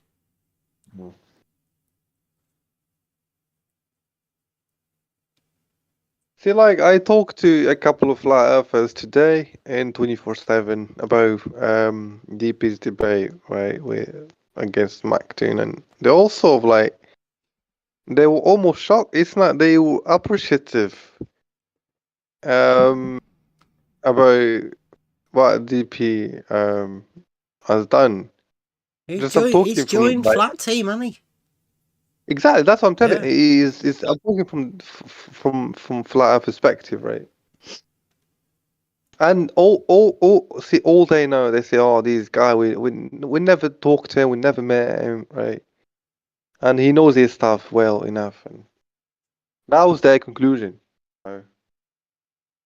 He knows his flat Earth stuff. I mean, he's been here though, right? So he knows for a fact it's not flat. So that's one of those weird things for DP to like outwardly call himself a flat earther. But I mean, whatever. People can do whatever they want. And they can still come around here and have intelligent conversation. I think he did well against McToon, right? Considering Hammer did had to override him a couple of times, and I bet that would have been a bit demeaning for him. But yeah, he did all right. He did as well as could be expected. He would, like I say, I think he'd be better on his own.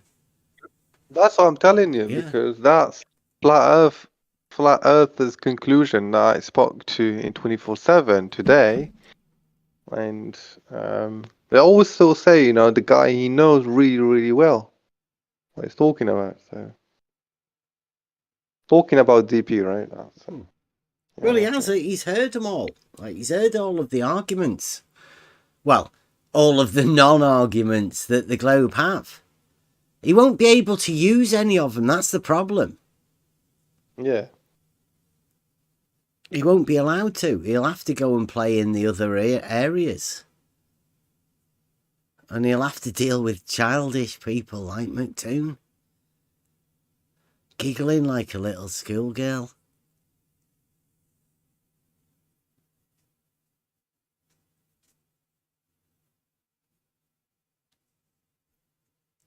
It's embarrassing. It is embarrassing. But DP's going to have to deal with, see what McToon comes up with. I mean, everybody knows what these guys have had to come up with for me, because I've been saying what I've been saying. It's how well everybody else takes to it. How long they stick around, what they say about them. I find normally the more they want you out of the arena, the worse it'll be. Seems like DP was playing a bit of a game to keep in with the in crowd, because you have to do certain things to be able to keep in.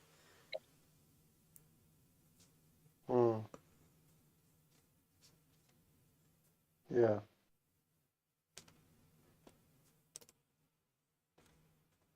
Yeah, I know what you're saying. And I think Nathan and the Flat Earth debate crew might be getting a little bit jealous of that sort of stuff, because they've made their Discord again, haven't they? Coming back to Discord. Yeah, there's a new Flat Earth debate Discord. Oh, God. Okay. I thought that Discord was causing issues to them. Yeah, I know. Must be good though. I mean, like I say, I quite like the Discord platform. It's easy for people to come into, and it's easy for us to share screens and stuff. You don't need to go on to Zoom or anybody or any of these other things. You can do everything within one place. Yep, it's an excellent platform. Yep, you're right. And I'm here because Emma's here, so that's mainly. I'm here too. We all here. We all just follow Emma.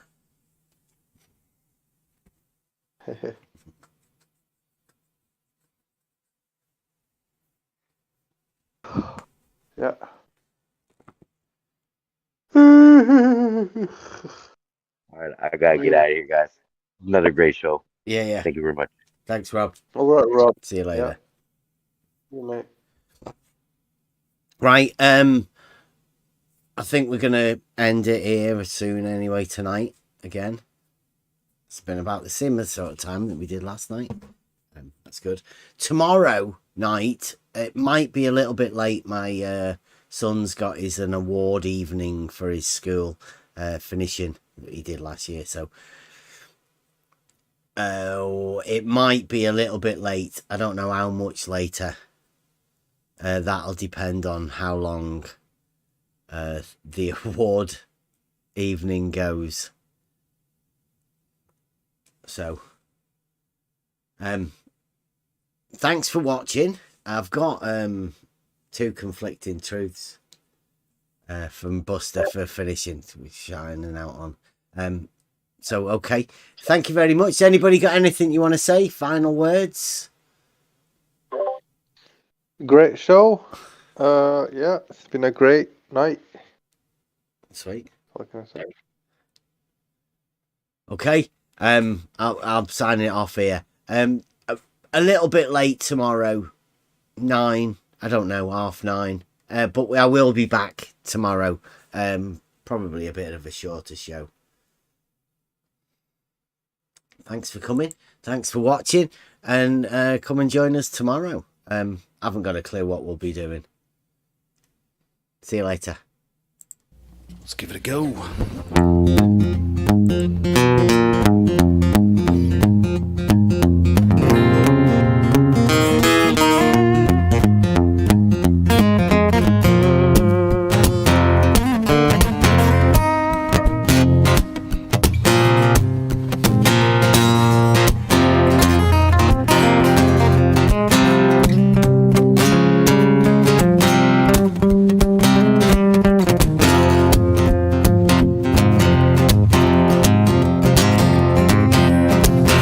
Everybody's got on path to choose. You can critically think or give yourself to accepted information too. Well, you got it right. Everybody's got their own way to go.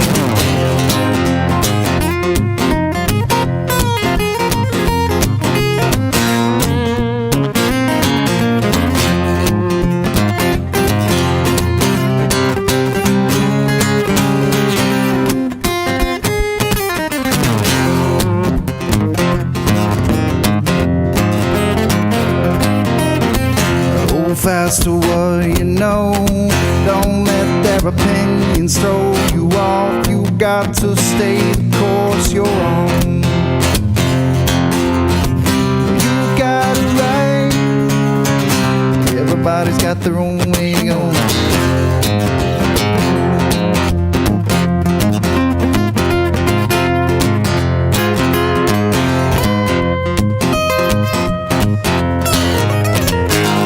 Comes a time you have to choose.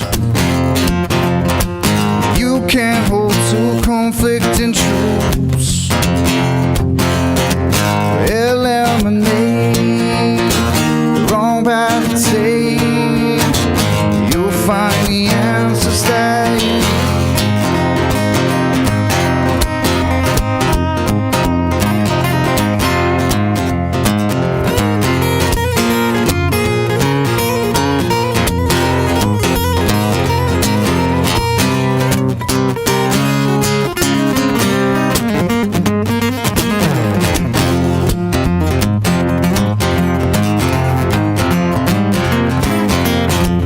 Contemplate before you make a choice. You got to let your voice be heard. You'll never see this place again. You got it right. Everybody's got their own way to go.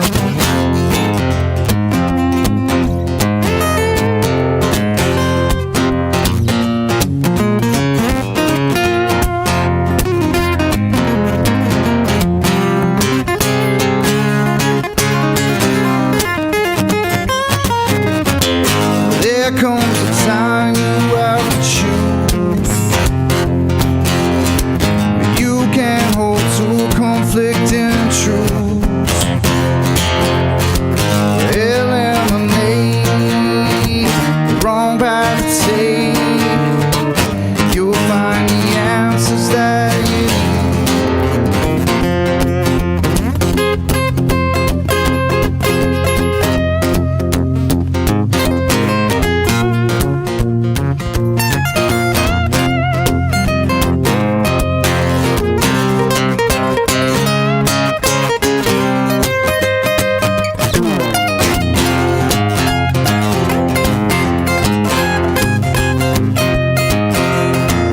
Try not to enable their thoughts. They got enough problems. problem with this bridge to cross. No matter what I say, they're doomed. You got it right. Everybody's got their own way to go.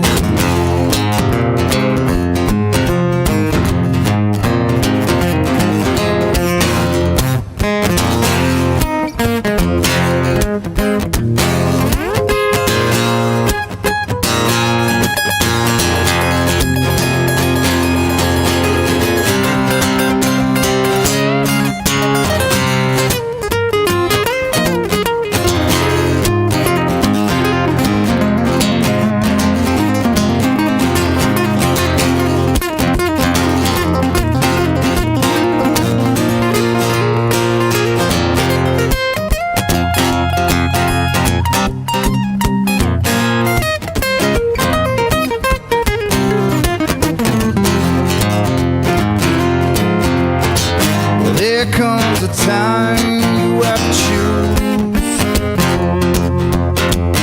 You can't hold two conflicting truths. Eliminate the wrong path to take. You'll find the answers that you need.